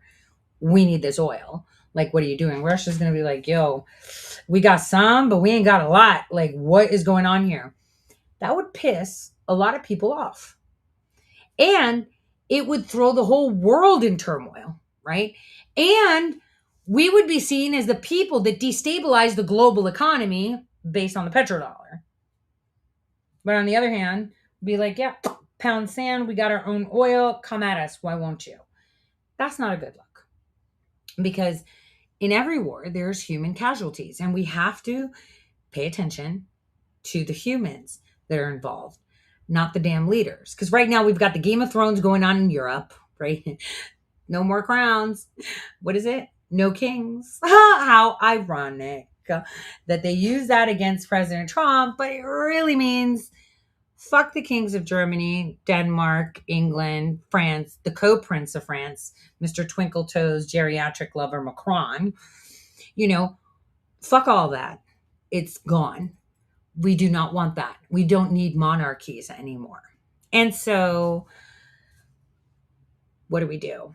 We got to tame that beast, and BB better calm it, because that island should be off limits. And talking smack and dropping rumors like that can cause great pain to multiple nations that is completely unnecessary at this time.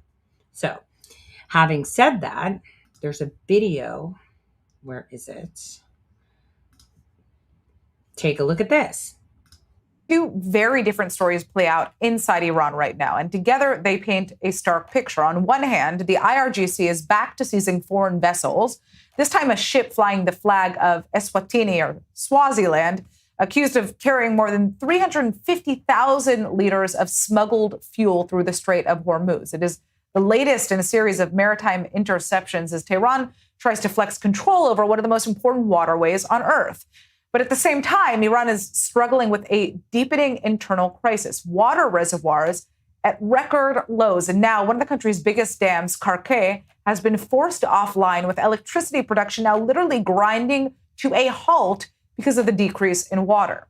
Precipitation is down nearly 90%. Drought is widespread, and neighborhoods are facing rolling water cuts. Yet despite all of this, Iran is still unveiling new naval hardware, repairing warships, and expanding its floating military bases. A country running out of water is still pouring money into its military footprint.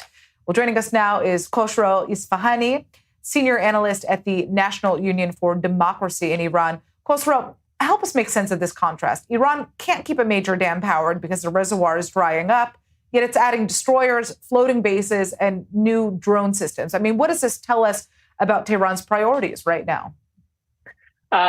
Thanks for having me. The Islamic Republic is a theological authoritarian state with one and only one mission, and it's staying in power and expanding its rule across the Middle East, which includes erasing Israel off the map, erasing any sort of presence of Western powers in the Middle East, and degrading any effort for democracy throughout the region. We have seen it in Lebanon, in Syria, and elsewhere.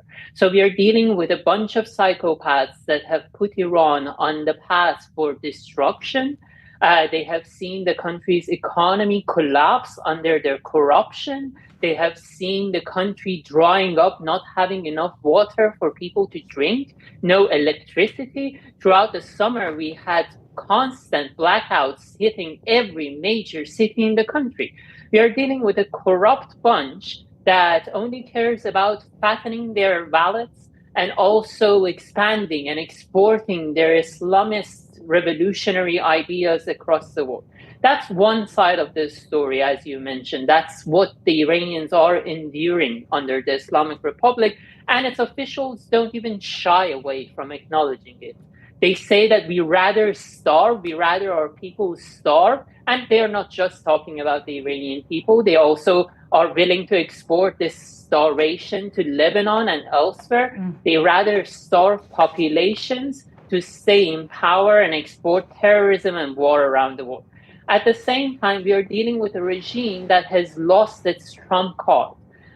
With the 12-day war and the combination of US and Israeli military and intelligence might, the Islamic's nuclear program, its clandestine activities, its air defenses, its missile program has been significantly degraded. It has been reduced to rubble. And the regime is trying everything in its power to rebuild a semblance of power, that they still have some card in this charade of diplomacy, but they're losing that game. So they are resorting to saber rattling in the Strait of Hormuz to say that we can disrupt global trade by activities like this.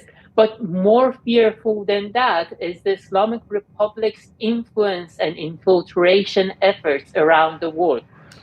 My organization have been investigating the Islamic Republic's Islamist infiltration of the United States, the institutions that they have built here to indoctrinate children, to set up networks that with a snap can activate into terror cells that can take American life.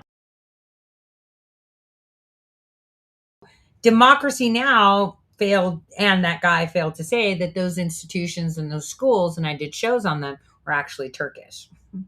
So, not Iranian. Okay. So, like, I'm going to show you a video on Karg Island so those of you can see what it is. But I want you to understand it's off the southwestern coast, roughly west of the Bushehr province. And from there, it doesn't sit in front of the Strait of Hormuz the way places like Kashim or Hormuz Island do, right? Instead, it sits up in the Gulf, closer to the energy heartland of the region, right?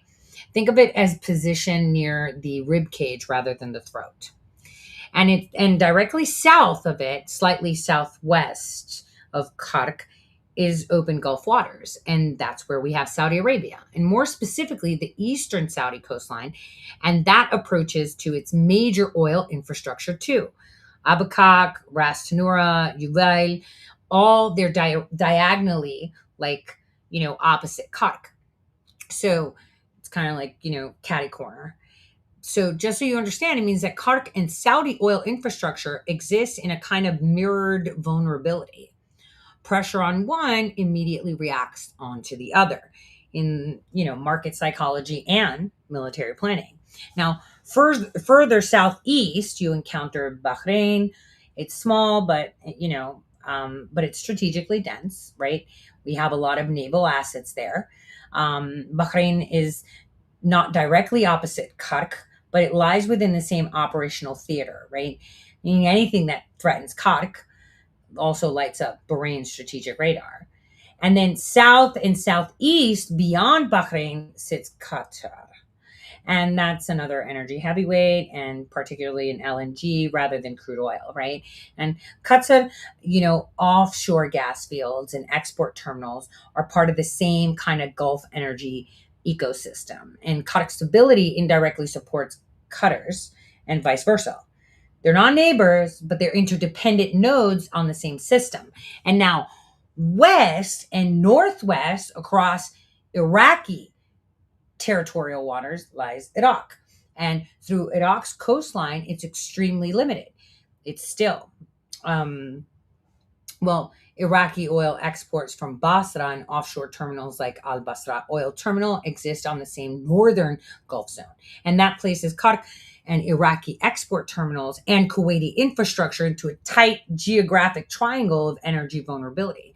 And I want people to understand that because west-southwest, slightly farther down the Gulf, is Kuwait. And their oil terminals and shipping lanes sit diagonally opposite Kark, making them both part of the same strategic chessboard. So any disruption near Kark raises immediate concerns in Kuwait about spillover, insurance, escalations, yada, yada, yada. It'll bring it to a standstill. So now if we zoom out just a little bit, we'll see that the UAE lies further southeast, closer to Hormuz, but still within the broader arc affected by Qatar security. And the UAE's interest is less about proximity and more about flow continuity. What happens to tanker traffic and pricing when the northern Gulf infrastructure is threatened? It's not like people are going to be coming by, oh yeah, Iraq, we'll just come to your port and we'll just not go by Kark Island. The fuck you won't. It's going to be hostile all around. And no one's going to be pushing out oil. It'll topple every single freaking country's economy. So what's striking is that Kark is surrounded not by adversaries, but other energy states. Almost every nation catty corner to either it either produces, exports, insures, refines, secures hydrocarbons, the whole nine yards. That means Kark is not just Iran's problem or Iran's asset. It's embedded in the regional lattice where disruption radiates outward in multiple directions simultaneously. And this is why no one talks about Kark as a simple, oh yeah, it's just a bilateral issue, because it's not. Because any pressure applied there implicitly touches Saudi Arabia, Kuwait, Iraq, Bahrain, Qatar, all of them. And by extension, naval powers that guarantee shipping security. So, it's diagonally connected to everyone who matters in Gulf energy. So basically, it's the crossroads of exporters, not consumers, of infrastructure, not ideology. It's proximal relationships make it a point where regional stability, the stability there, can actually be influenced sideways rather than head on, which is exactly why it's watched closely and spoken about so carefully, right? And that's what's important. So, as I said, anything that happens to Kark Island would cause outside issues like in trade, not because it blocks a lane or because it anchors on the system, right? Modern trade disruption doesn't require a physical closure anymore. It works through cascading risk, insurance, pricing, confidence, and Kark is a textbook example of that. So that's a key issue that we should be looking at it, because if anyone targets it, it won't be limited to Iranian exports. Even if that was the intended effect, targeting Kark would radiate outward, as I said, beyond Iran, economically, politically, strategical, global effect. And the second and third effects are where the real consequences are. That's the biggest problem that we have. So, it shouldn't be, even looked at. Now, for anyone claiming that they're running operations there, that's one thing. Iran has been smart. But on the other hand, we have a lot of intelligence there anyway. There's ships going in and out all the time. There are no military operations or any mullahs or anything like that. It's not a fucking clerical. It's infrastructure. All right. It's just a port. Now, what's in those ships? That's a different story, mostly oil, but they do not run operations there for that key reason.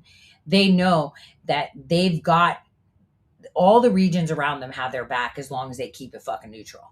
So that island stays neutral on purpose because all these countries, right, they're surrounding them need it to be neutral. They can't not be neutral. So Iran knows that that is a plus for them. That's important, for people to understand, that they know that they will get protected for that reason. Now, let me show you this island.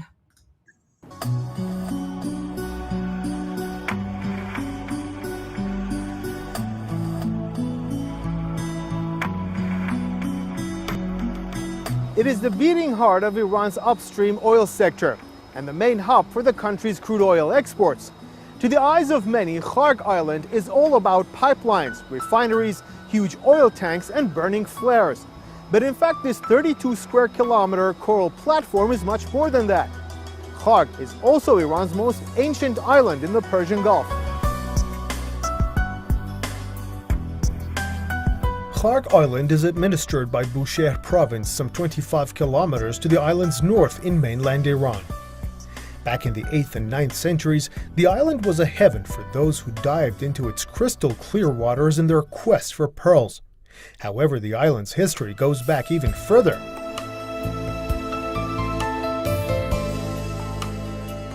Kharg has mysterious natural and historic beauties, which have so far remained unnoticed even to the majority of Iranians. It is known as the Old Man's Subterranean Garden.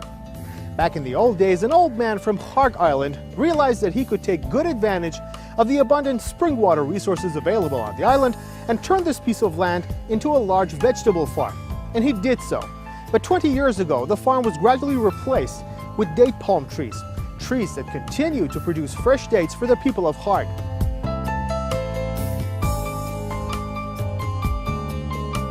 A significant part of the garden includes these strange-looking trees, which are believed to somehow go against the rules of nature. The banyan tree, a mysterious gift of nature that grows in the Indian subcontinent as well as southern Iran, including Kharg Island. One of the amazing features of this tree is its paradoxical interaction with the environment, as its branches at the top have a strong tendency towards the sky and sunshine. The branches at the bottom of the tree continuously try to reconnect with the roots below the earth. That is why they grow downwards, touch the earth, turn into roots, and start growing back up again. Normally, most Persian Gulf islands are dry, but Kharg is an exception. Historic aqueducts, natural springs, and wetlands scattered around the island have created a miraculous ecosystem comprising tropical plants and wildlife, and it won't be hard to guess why the island has attracted humans towards itself for many centuries. Archaeologists believe that the Palmyrean grave temples were in fact towers of silence for the Zoroastrians of Iran during the Seleucid and the Parthian Empire some 2,000 years ago. In fact, these were places where they laid the bodies of their dead ones to rest and prayed for them.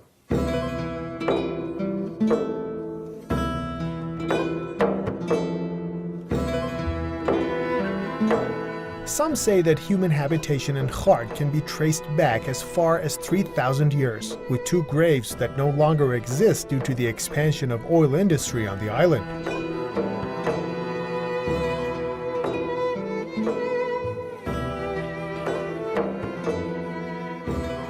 Kharg was also an important island in the Islamic era.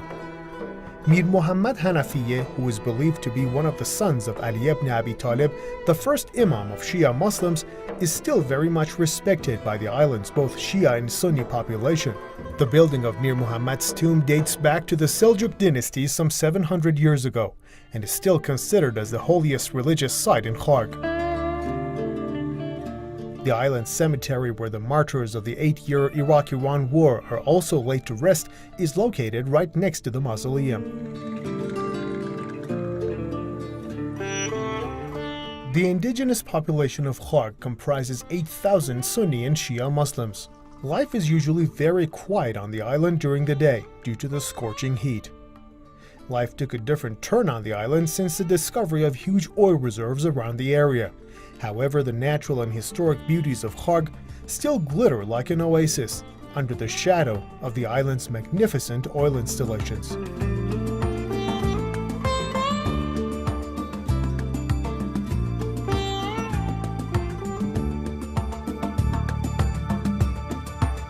We were given rare access to this beautiful and mysterious island, since only authorized personnel of the energy industry and the indigenous people of Kharg are allowed to travel to the island.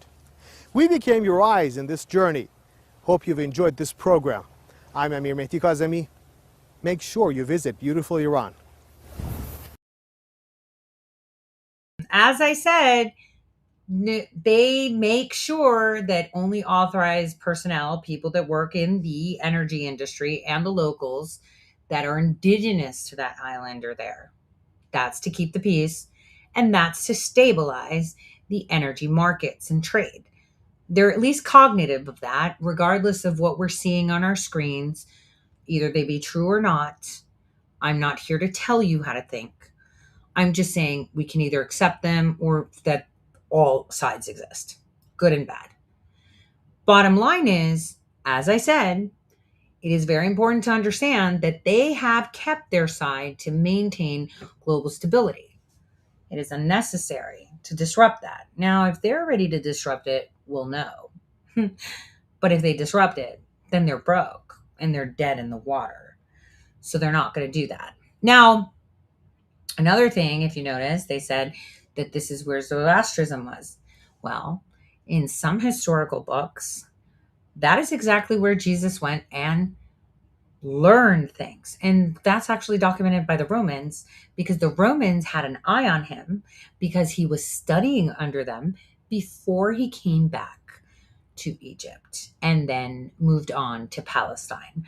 So just some context for when I have that show ready and it's the right time where we can discuss that. Now, I wanted to show you how people recognize this as a weak point, and that way you can also see the geography and some infrastructure so you fully understand what I'm conveying to you and the importance of this region. This small island is Iran's Achilles heel, a single point of failure that could bring the entire country down. And it's essentially just a giant bomb waiting to be blown up. Welcome to Buried Origins. Today I'll explain how this island, Harg Island, is Iran's greatest vulnerability. So let's get into it. Harg Island is this little island just 15 miles off Iran's coast, and the life force of the Iranian economy, oil, completely relies on it. A full 90% of Iran's crude oil exports flow through the island, and oil is everything to the Iranian economy and government. Those oil exports make up roughly half of all Iranian government revenue. The prolonged stoppage of those oil exports would be a strategic blow to the country, devastating its ability to afford a strong military and function as a modern country. Okay, so why would a country allow itself to become so dependent on one critical point of failure? Well, it depends who you ask, but we can at least discuss the leading theories. Now, the first seems a bit unbelievable, but it'll make sense later, and that's because it's simply convenience. The island is in the perfect place for an oil terminal, due to its deep water ideal for large oil tankers and its proximity to Iran's major oil fields. The facilities on Hark are so large that they're able to handle almost all of Iran's oil exports, with 1.6 million barrels of oil passing through the island every day. There was just never a real need to expand capacity in Iran's other deepwater islands or along the coast. But that's only part of the story, because over the years there have been those in Iran's government who wanted to expand the infrastructure, but they ran into two major obstacles. The first was political infighting, as the oil ministry over the years continually clashed with a very powerful part of Iran's military called the Revolutionary Guard.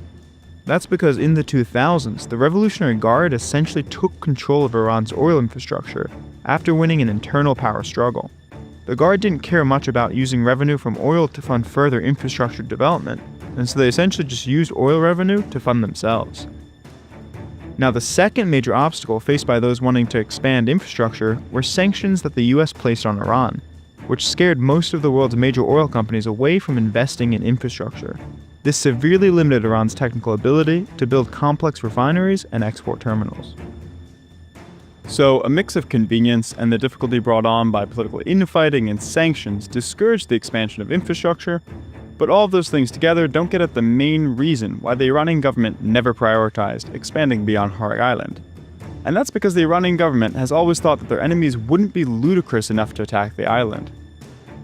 That's because Iran is in a very strategic location, sitting at a potential choke point of the world economy, the Strait of Hormuz. A full 20% of the world's oil supply crosses through this strait every day, and Iran has threatened to close it down using military force several times over the years, and has boarded ships before to exert pressure on its enemies when they got too aggressive. The threat to shut down the strait is central to Iran's strategy. It's possibly its main leverage against its much more powerful enemies. And it's why Iran has never thought anyone would attack Harg Island, because they wouldn't be stupid enough to cripple the world economy by triggering a closure of the strait. Stopping a fifth of the world's oil flow would likely cause an international crisis with severe repercussions, and Iran has always planned to blame the aggressor state for such a crisis. Of course, closing the strait is a double-edged sword, as Iran wouldn't be able to ship its own oil through it either. Iranian ships would certainly be seized by rival powers like the US once they got beyond Iran's waters. So it's always been an everyone loses scenario, which is why Iran has never shut it down before, and why its adversaries, like the US, haven't been more aggressive towards it over the years. But one of Iran's main enemies doesn't get any of its oil via the Strait of Hormuz: Israel. Now, the whole discussion of geopolitics around the US, Israel, and Iran is a longer story that I mostly get into in another video, which I'll link in the description. But the key thing to mention here is that Israel today is bolder and more aggressive than it's been in decades, and the possibility of it attacking Iran's oil infrastructure, in particular Kharg Island, is being talked about seriously. Now, that oil infrastructure was already on a list of potential targets for an Israeli attack on Iran that happened back in October of 2024. But apparently President Biden was able to convince Israel not to attack either Iranian oil or nuclear infrastructure. But these days, there's a much more pro-Israel president in the US, and so the main thing that has restrained Israel over the years, fear of hurting its critical relationship with DC, is less of a consideration. The last thing to mention here is that there's one very good reason for Israel not to attack Kharg Island, and that's to keep the possibility of attacking it as leverage. It can threaten to attack the island to exert pressure on Iran for years, deterring Iran from taking action against it far into the future, essentially keeping a card instead of playing it to reap the benefits of threatening to play it. So, regardless if Kharg Island is attacked or not, its importance will continue to impact political decision-making in the region for years to come. Well, I hope you enjoyed that brief summary of a critical part of the story that often gets forgotten. If you did, please share and subscribe. See ya. That was pretty good. But here's the key thing. 1, as you saw, he said that the IRGC, when they took control of the oil, well, the energy production. But they failed to develop infrastructure within their own nation, which left the people in the position that they're at, which almost feels like it was done on purpose. No? I mean, what kind of people would like to be global powers and flex their muscle with zero infrastructure and no water? Remember who put them there? Obama's mom, Peter Strzok Jr.'s dad, Mr. Peter Strzok Sr., in 1978. So, keeping them stupid, poor, and pretending that they're powerful because they can exchange oil is it. Iran has always been occupied, and it's not by Iranians. I hope it's clearer now. Now, in respects to Israel's card, if Israel was to attack Israel would cease to exist the next day by all the surrounding nations. Do you think that the monarchs of the Middle East will allow them to survive when they've crippled their economy? So threatening to do something and doing something, 2 different things, but the threat no longer works because we do have nukes in the sky too. And this takes me to like the nuclear capabilities segment that I want to finish with. But before I do, I want to show you some really cool video of what they found in Iran, which is interesting. It's kind of out there, so enjoy it. I'm trying to see if this is it. Yeah, this is it. So as I said, specifically Kuk is important historically and religiously, I guess. But here's some other stuff that are in Iran that has been there for a very long time. And mind you, it was the Persians that advocated in the 400s AD to make sure that Jesus' story was concise. It wasn't the Christians. It was the people that actually knew Jesus before he was crucified. So here we go. Here's some woo-woo stuff for you as a nice break.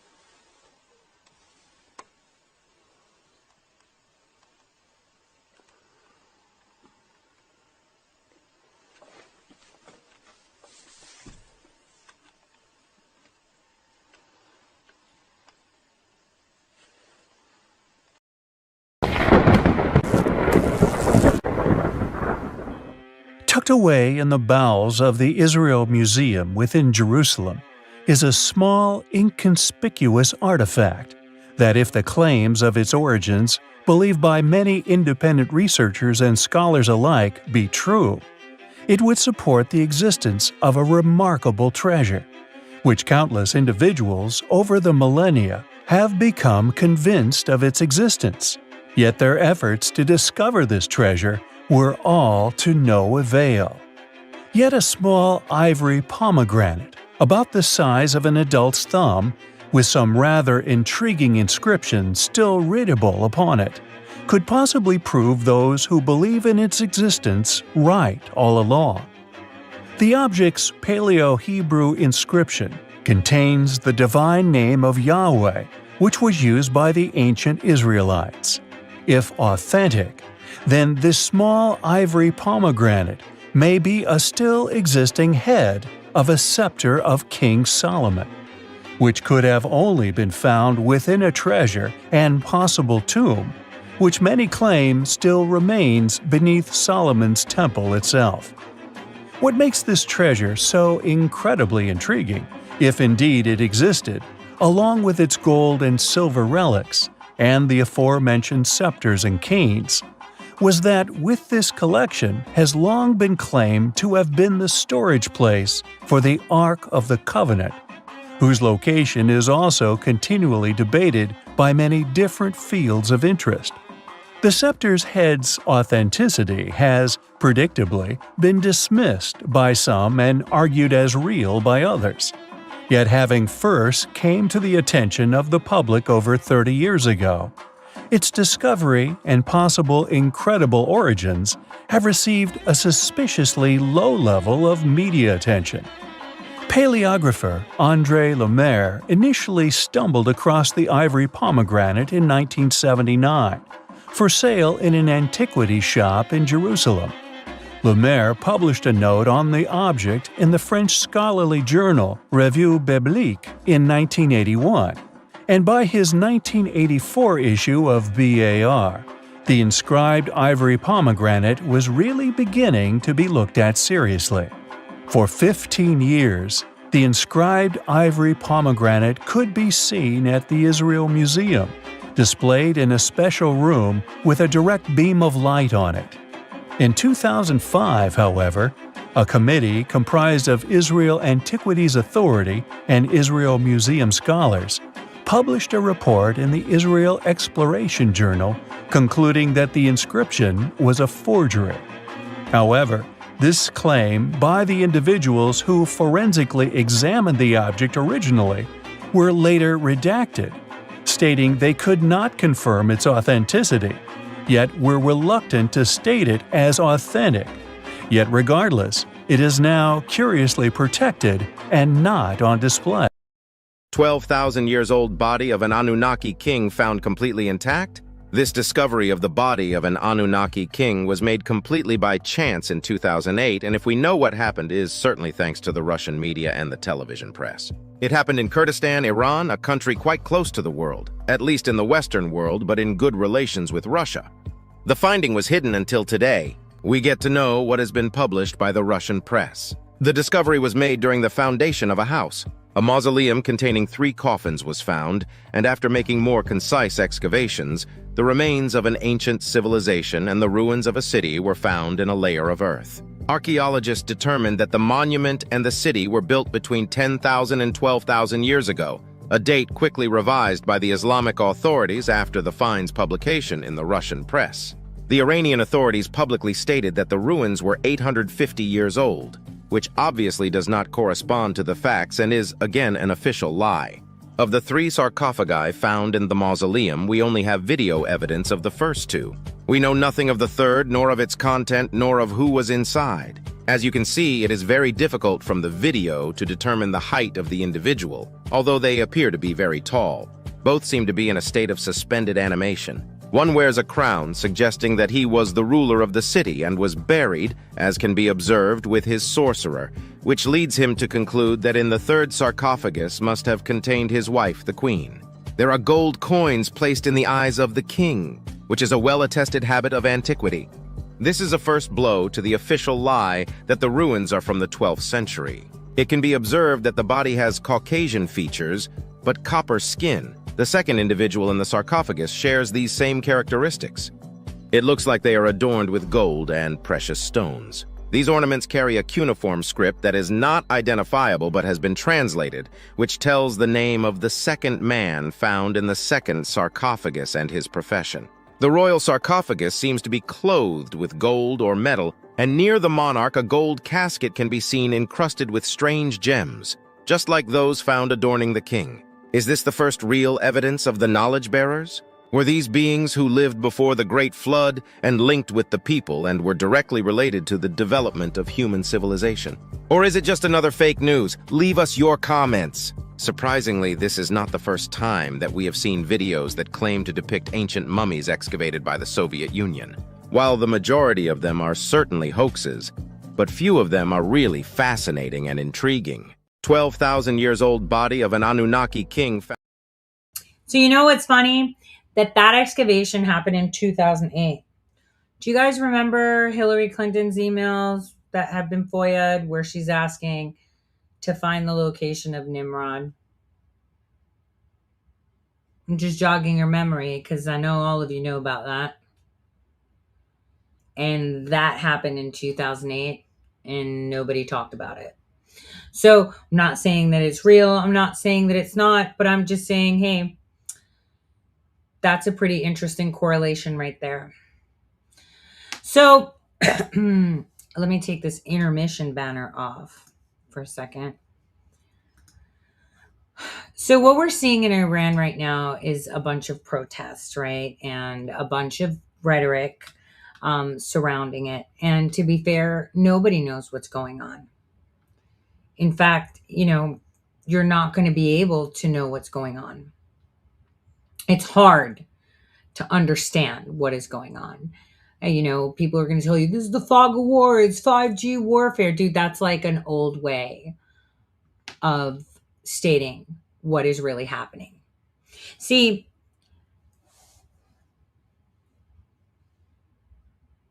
we are not observing battlefield tactics in what's going on with Iran, but an actual theory of pressure.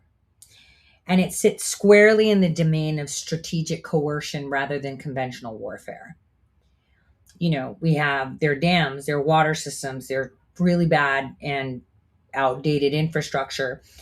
And this isn't about Iran winning a fight in the traditional sense.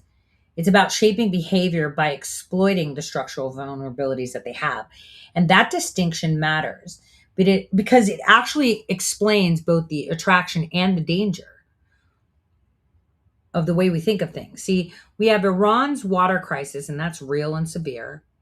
And it's a product of geography, weather warfare, decades of mismanagement, over extraction, dam overbuilding, and aging infrastructure. And large parts of the country already experience water stress, agricultural collapses, internal migration, and unrest, which is tied directly to water shortage. So when you look at all of this, as a whole, water is not just the resource problem that we acknowledge it to be in Iran, but it's a social stability problem. I mean, you need water to exist. And so from purely an analytical perspective, that makes water infrastructure a tempting pressure point for outside actors. We constantly talk about infrastructure and targeting our energy grid, infrastructure. Even the Democrats kept going, infrastructure. It's really important. And when we talk about water infrastructure, right, outside actors can target them, not because dams are easy targets, right, but because disrupting them is military decisive, okay? Because water scarcity compounds everything else. It amplifies economic pain, fuels public anger. I mean, if you can't drink water, you're going to be pissed and you're going to be out in the street saying, I need water because I'm going to die in 3 days if I don't have some. It strains governance. It accelerates internal fractures. So, since oil revenue is a bloodstream of the state, water is the nervous system of the society. Iran is in a really big pickle. And it's a humanitarian crisis more than anything on that sense. So why would Israel even float the idea of targeting dams, rhetorically or otherwise, right? Because the purpose would not be like an immediate military gain. It would be systemic stress induction. Water disruption doesn't just cause shortages. It forces governments to make visible, unpopular trade-offs, rationing, agricultural cuts, urban prioritization. And those decisions expose the regime's competence, the corruption, and the inequality in a way that abstract sanctions often don't. And in coercive theory, I guess, that visibility is the point. That if you put enough stress, like fucking up their dams, you're going to see where the corruption is in Iran, how they operate, what they consider a priority. It would show you, they would be pulling their pants down on capabilities, on where they find it important automatically. So I'm talking to you from a perspective of, if I was planning a war with Iran, right, that would be on the table only for visibility.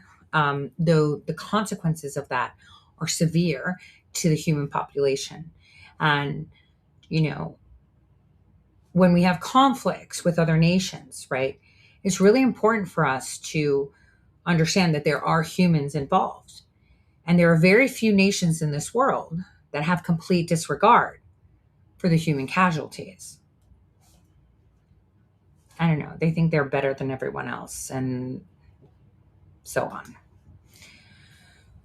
So even though you would have this great picture of where they would reallocate resources and who's disposable in that sense as a nation, there is a time lag effect. And that makes water particularly insidious. See, oil disruptions hit markets fast and then stabilize.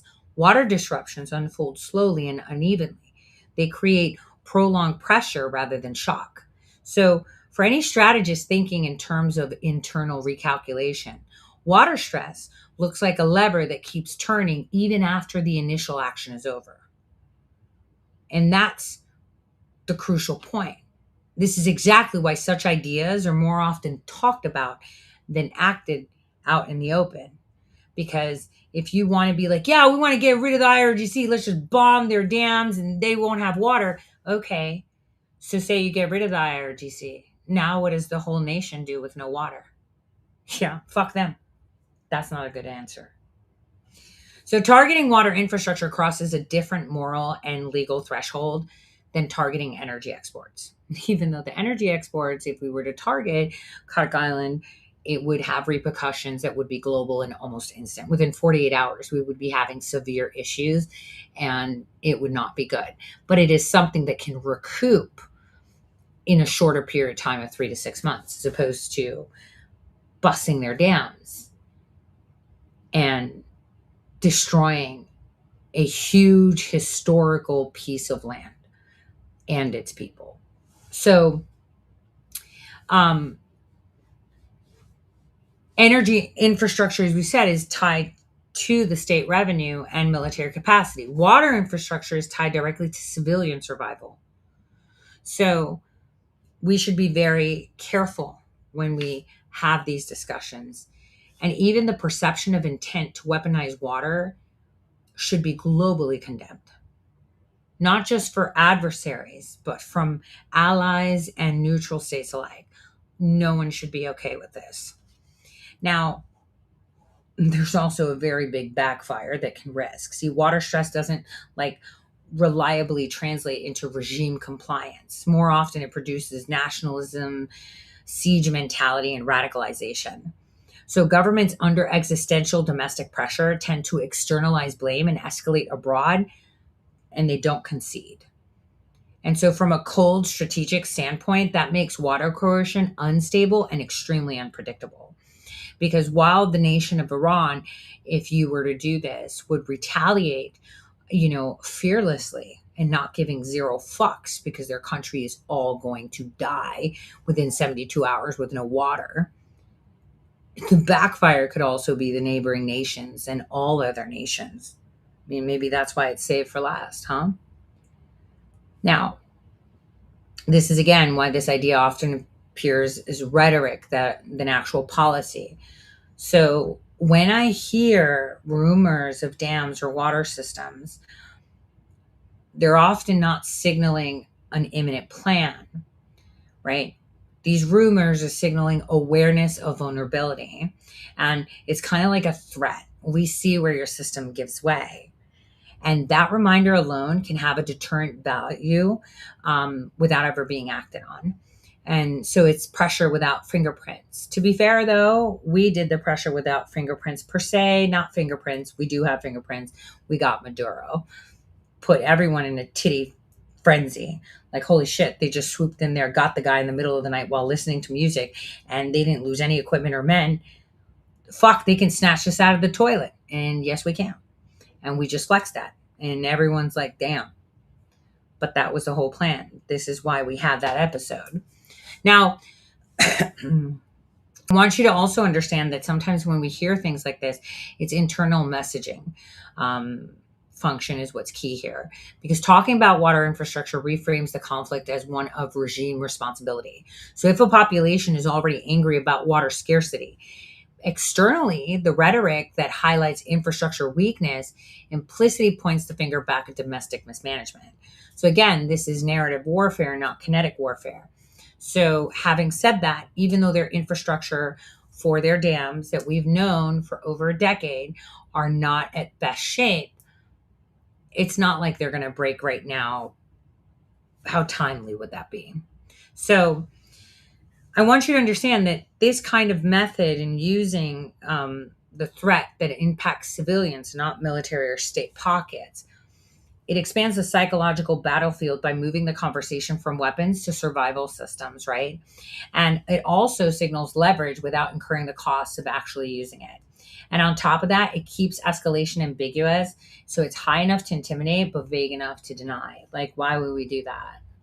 But then you're discussing it. Hey, which one has cracks? Can we help go put more cracks? It's like setting fires to forests.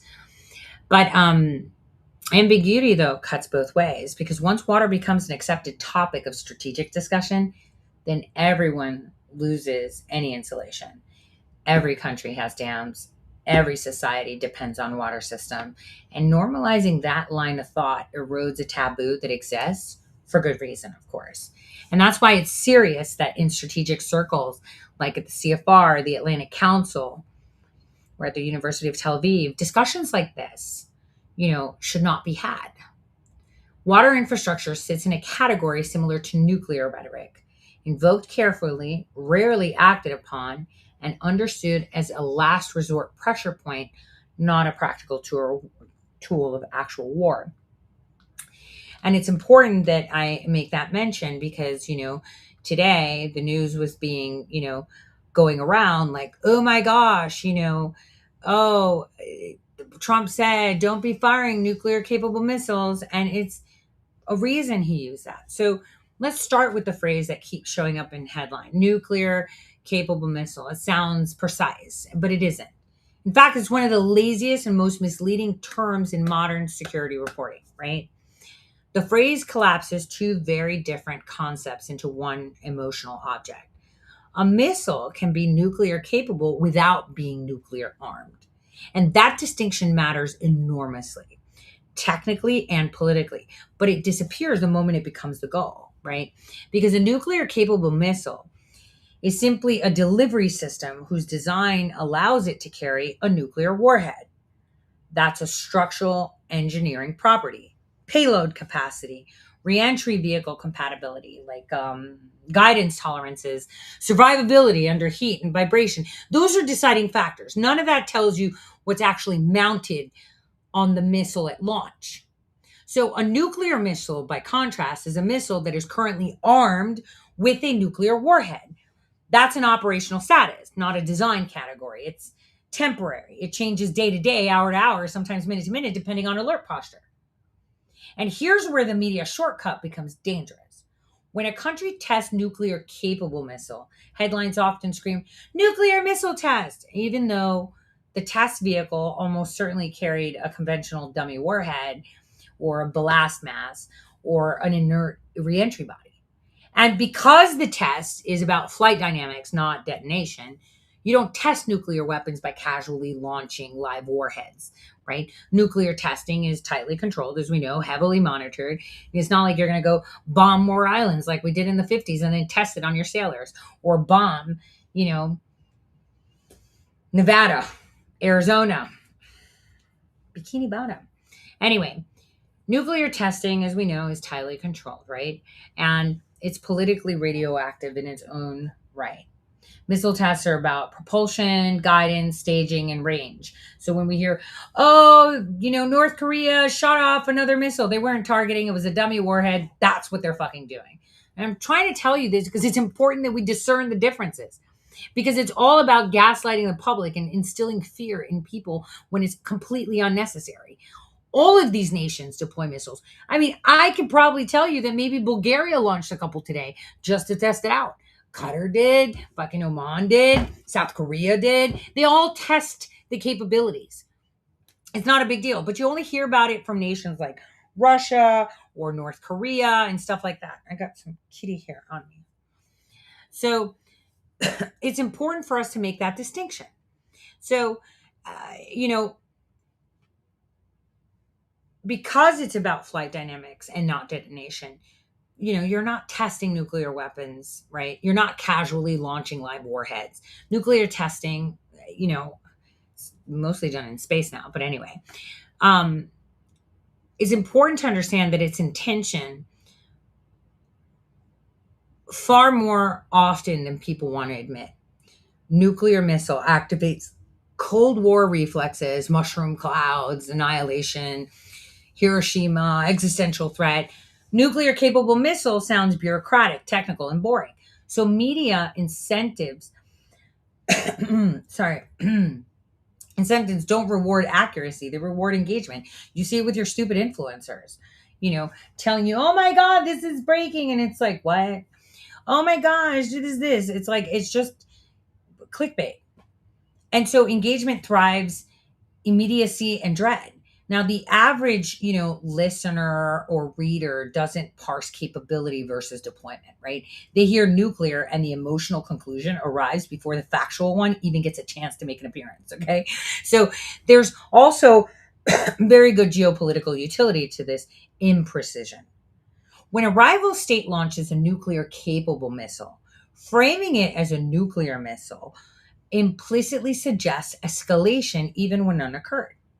It justifies counter moves, sanctions, budget increases, troop postures without the burden of proving actual nuclear threat. It turns potential into actuality and capability into intent. And that leap is where propaganda lives. Most advanced militaries operate dual capable systems. The same missile platform may carry conventional warheads and 99% of the time, and nuclear warheads only under extreme conditions, okay? It's the same ones. Like take cruise missiles, for example, right? Many are nuclear capable, but most are operational deployments and they're conventional. If every launch were reported as nuclear capable or nuclear, the world would be in a permanent state of fucking panic, okay? But the panic is selective. See, when allies test nuclear capable system, coverage is muted and is technical. Oh, we did some of, these cruise missiles. Cruise missiles can be nuclear too. Okay. So when adversaries do it, right, suddenly the word nuclear comes into play and migrates into every fucking headline, even when nothing about the test changed except for the flag or the launch tower. North Korea just launched nuclear capable missiles. No shit. Everybody and their mother has that now. It's 2025. They can add whatever they want. It's like an outfit. It's going to wear this handbag in this show. It's going to be with this munition or a dummy or nukes, all glammed up in its fucking sequence. Like it's unnecessary, but it's also strategic. So this is where subject matter expertise actually clashes with like the narrative framing. Because I was watching right-wing media saying, oh my God, Russia deployed nuclear capable missiles. And it's like, so did Japan the other day. So did China the other day. And fucking, was it Peru that did missile tests or something? Come on. Like, we need to stop gaslighting people. And this is the problem. People don't understand the differences between the two. And that's what's funny. You know, when I hear stuff like this, I'm like, but President Trump used that term, which means it's strategic. It is a warning to anyone listening that this could escalate out of control and they need to stop. Like, you know, the headlines were like, oh my gosh, you know, Russia shut down an F-16. Oh, and it's like, well, if you guys remember a couple of years ago, I was talking to you about how the Ukrainians were running all these United 24 things and launching crypto wallets so they can buy F-16s. And I'm like, where are they getting them? Are they just going to walk into a store and say, we want an F-16? They can knock on, you know, Schumer's door and say, hey, Schumer, hey, Lindsey Graham, hey, Kiev Klobuchar, we need some F-16s. I mean, they actually did do that. They did. And we've got the Zoom calls to prove it too. But again, the F-16 was a Ukrainian F-16. And I mean, it could have been Polish too, because they're the ones flying with them. But on the other hand, they just said F-16. It didn't say this F-16.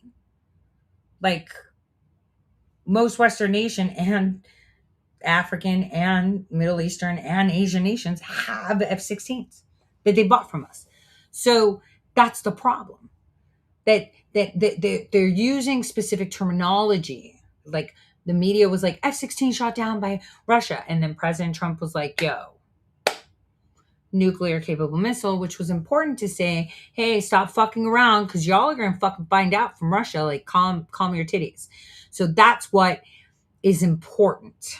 All right. This is why it's important to kind of discern the differences and why it's being used. So when our president publicly says, don't use nuclear capable missiles, you know, he knows full well that almost every modern ballistic and cruise missile in existence is nuclear capable. So that statement is not a technical instruction. It's not meant for generals, engineers, or people like me that know, or adversaries who understand weapons architecture. It's a political signal, and more importantly, it's a psychological instrument. At the technical level, the statement is almost meaningless. Nuclear capability is not an exceptional category anymore. It's the baseline, right? All of them are now nuclear capable.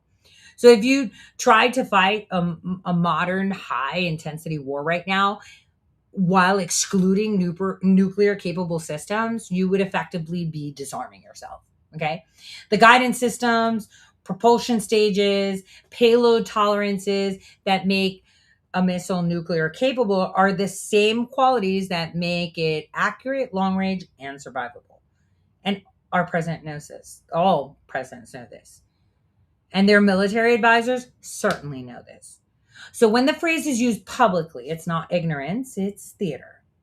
And the purpose is signaling, but not primarily to the adversary. The adversary already understands the difference between capability and arming status. It's not like Russia's going to be like, why he said that? Russia already knows. You know, I know what capability and arming is. Basically, they track warhead mating, alert postures, dispersal patterns, and command and control changes. A speech doesn't change their calculus. What the speech does is change the emotional environment of the public and the narrative environment of allied governments. By invoking like nuclear capable missiles, our president is deliberately dragging the nuclear specter into the conversation without technically crossing the line and saying nuclear weapons. It's like a rhetorical halfway house between conventional war and nuclear war, right? And that ambiguity is extremely useful. It allows our administration to frame the conflict as standing on the edge of existential danger, which it is for Europe, not for Russia. Even if operational reality hasn't moved an inch closer to nuclear use. And as I said, this serves several purposes at once. It escalates perceived stakes without actually escalating force. And fear is a force multiplier in domestic politics. So populations that believes nuclear war is even vaguely on the table, it becomes more tolerant of emergency powers, censorship, economic hardship, and extraordinary spending.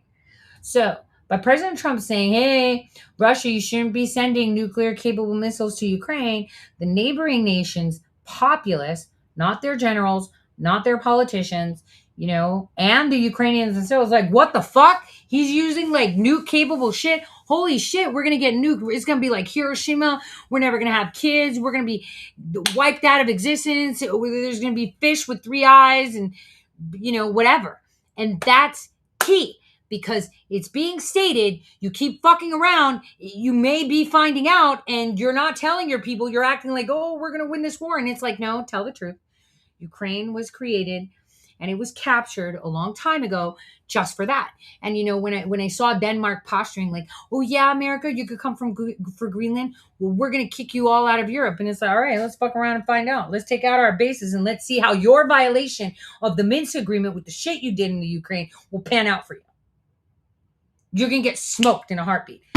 First, Putin's gonna cut the gas coming up on the first pipeline at the top that was exploded.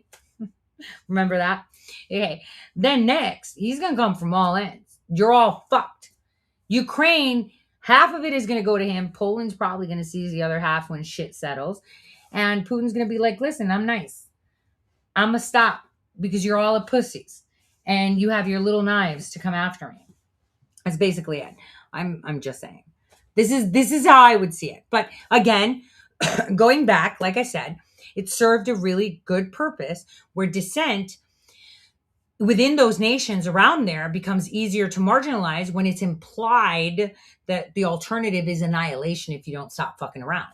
Second, it retroactively justifies prior decisions. See, if the war is framed as brushing up against nuclear thresholds, then past escalations, arms transfers, intelligence sharings, proxy involvement can actually be recast in reluctant but necessary steps can be taken under existential pressure. And the narrative becomes, we had no choice, rather than we chose this path incrementally, right? So firstly, it escalates. So people are going to be, all right, you can have emergency powers over me. Okay, you can give me curfews. Okay, you can censor me. Okay, I don't mind not having food to eat and I eat every other day. Okay, you can go spend all this money on weapons because Russia might hit me with a nuke. Do you get where I'm going with this? And so, you know, so that's one. And number two is that any decisions they made before is like, oh shit, you know, we spent all this money, we were doing this because we had no choice, you know, nukes and shit. But on the other hand, President Trump's verbiage is that it disciplines allies. Smaller states, especially those that are dependent on security guarantees, are highly sensitive to nuclear framing. So like pretend Hungary. Yeah, they have a military, but it's like, right? So they're dependent on security guarantees and they're highly sensitive to nuclear framing. So the public of Hungary, for example, then know exactly what their nation's capability are. When they hear that, it sounds like a warning. Nuclear capable missiles actually nudge allies into alignment by implying that disunity could invite a catastrophe, right? And it's not a threat, it's a reminder of the gravity. And gravity has a way of pulling, you know, hesitant actors, putting all the ducks in a row. But there's also a subtler function, right? It collapses time. See, nuclear language makes the war feel immediate and irreversible, even though, as you can see, we've been having an ongoing war in Ukraine for a long time. I know a lot of people said it started in 2022, but it started way before that. When Secretary Clinton, you know, decided that she's going to change their religion and separate them from the Russian church, she actually, in essence, rewrote religion for Ukraine. And what their excuse was that, oh, they have Russian priests and they're all spies. No, they also had Greek and Serbian and Bulgarian and, you know, all of these. So I don't know why you did that. Why? Because they broke off. They made them isolated. Ukraine is literally a sacrificial piece of land right now. And Zelensky is going to be remembered as the person that annihilated Ukraine. Now, you know, he's just like the short midget G.I. Joe wannabe action figure that wears the same outfit, spends a shit ton of money, and then you have to wonder where the fuck is all this money going because you have zero capabilities. You had to throw your own missile in your own backyard and blame Russia because Russia wasn't doing anything. Russia can crush you within minutes if they want to. And that's what's crazy. But we're also watching what the EU is doing right now with all of this that's happening. They're dropping fake Chinese propaganda saying that the Chinese want to invade Siberia. And it's like, okay, that's a stretch. But it's happening. There's a lot of misinformation happening. And, it's purposeful because it serves the purpose of misdirection. And, that makes me really sad. I'm not going to lie. It makes me really sad. And that's why I wanted to pop on and sing. But, also when President Trump says it by saying, don't use nuclear capable missiles, the president is positioning escalation risk as something the other side controls. Like, if fear increases, if markets shake, if tensions rise, if blame is pre-assigned, then the audience is conditioned to believe that catastrophe is always one enemy decision away, never the result of accumulated choices that are made by their own people, right? They're like, oh, it's Russia's fault. What the fuck? It's not. They decided to violate the Minsk agreement. And for some reason, the Ukrainian state was actually selected to be the sacrificial lamb to violate that agreement. So, in other words, President Trump was instilling fear that the war is actually real, right? It's not because the war isn't real, but because modern wars are fought through proxies, sanctions, and supply chains, and they feel abstract to populations insulated from direct violence. Nuclear language pierces that abstraction. It reminds people that history has teeth, that comfort is contingent, and that the game is not just diplomatic chess, but an existential roulette. But there's a cost, because when we see that we're invoking nuclear adjacent language without technical clarity, it actually erodes the very thresholds that are being claimed to be protected. Okay. So if everything is framed as brushing nuclear danger, then the true nuclear escalation loses distinctiveness and the signal becomes noisy, and noisy signals are how miscalculations happen. We don't want noisy signals. We want it to be accurate. So today's news cycle has been extraordinary in that sense for me, as to watching a bunch of operations being deployed and, people not actually understanding how all of this is panning out, what's going on in Iran. Again, I'm not going to discount or say what's true or not because I'm not there, right? But what we should understand is that there are vulnerabilities with Iran and that there are hot topic issues. Now, what we have been seeing specifically around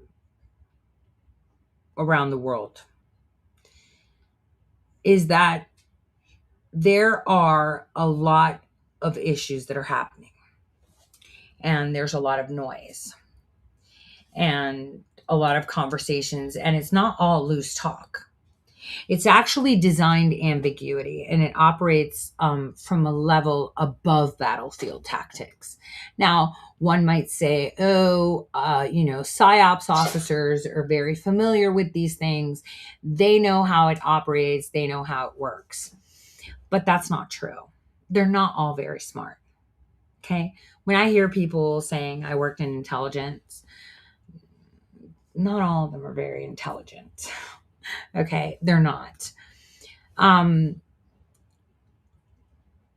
Designed ambiguity operates, as I said, on a level, my cat wants my attention, of battlefield, above any battlefield tactics.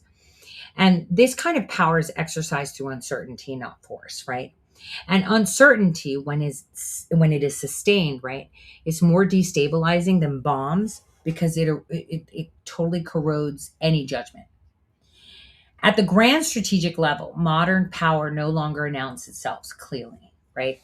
Clear threats invite clear responses.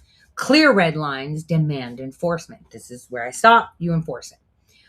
What states around the world are increasingly finding themselves to prefer is a fogged environment where no actor is ever fully sure what's real, what is a bluff, and what is contingency planning, and what is psychological pressure dressed up as intelligence. And the goal is not to convince anyone of a single truth. The goal is to make truth itself expensive to determine, right? So when ideas like targeting Karg Island, for example, water dams, or, oh, we're going to snag some mullahs, or vaguely defined vulnerabilities are floated, or using terms like nuclear capable, especially publicly, they are rarely intended as literal operational plans. They are cognitive probes. They test how markets flinch, how governments posture, how the public reacts, how the adversaries you have may recalibrate. Every reaction becomes data, and silence also becomes data. Overreaction becomes data, and even denial, oh, we never said that, that becomes data. So this is where, the operation becomes elegant and dangerous. By introducing selective, and plausible but unverifiable claims into the information environment, a power creates a condition where every single actor must assume that some of what they're hearing could be real. Once that assumption exists, decision making slows down, risk tolerance drops, and errors multiply. And then you have leaders to begin reacting not to facts, but possibilities. And possibilities are infinite. I mean, case in point right here, Greenland. Like, can you see the video images they were putting with all these ships headed to Greenland? We're going to fuck America up. It's like, bring it. But that is a data point. You're seeing responses. Okay. And that's literally the point. A nation that can't confidently distinguish signal from noise will either overreact, triggering like self-damaging escalation, or underreact, leaving genuine vulnerabilities exposed, right? And both outcomes, they serve the actor who introduced the ambiguity in the first place. And this isn't misinformation in like the crude sense, right? It's strategic destabilization of epistemology. The deliberate undermining of how others know what they know. If you guys remember, I've been saying for years, there's shit you know, there's shit you don't know. And there's shit that you don't even know you don't know, right? And so it's like, this is a strategy that people don't understand. So when someone publicly names a vulnerability like Karg Island, they're doing several things simultaneously. They're reminding the target that the vulnerability is visible. Hey, we can see that you're vulnerable there. They're reminding allies that, hey, girlfriend, don't forget, Karg Island, vulnerability for Iran. See you, see me. They're reminding markets, hey, New York Stock Exchange, Nippon, all of you, listen. There's a risk here because of the geography, Karg Island. Start to panic. And they're reminding the global audience, that's you, that protection is conditional. But nothing needs to happen next. The reminder itself did all the work it needed to do. And this is why statements like this often oddly feel imprecise. They're not meant to be operationally actionable, I guess. They're meant to be mentally inescapable. Precision would close off interpretive space. Ambiguity keeps everyone guessing. Guessing keeps everyone cautious. Caution, in turn, is obedience's quieter cousin. There's also a disciplinary function here as well, because with vulnerabilities that are named publicly, right? It's not just a warning to the target. It's a warning that includes an implied clause. This is what we notice when compliance erodes. The message is not, we will strike. The message is, we're watching and we know where the pressure accumulates. In hierarchical systems, right, that knowledge alone alters fucking behavior, right? And importantly, this kind of psychological operation doesn't require consistency. In fact, inconsistency is a feature of it, okay?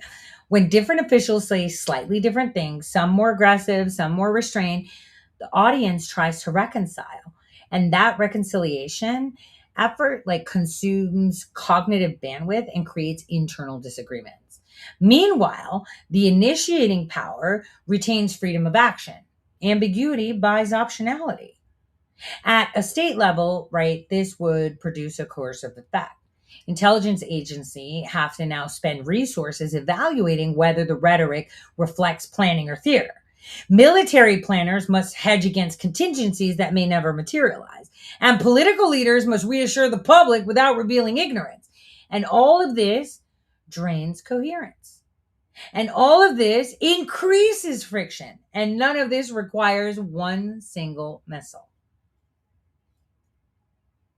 And here's something that's, often goes unspoken. This kind of operation reshapes what escalation means. Like, if escalation was used to be defined by troop movements, deployments, or strikes, it's now increasingly defined by language. A sentence can move markets.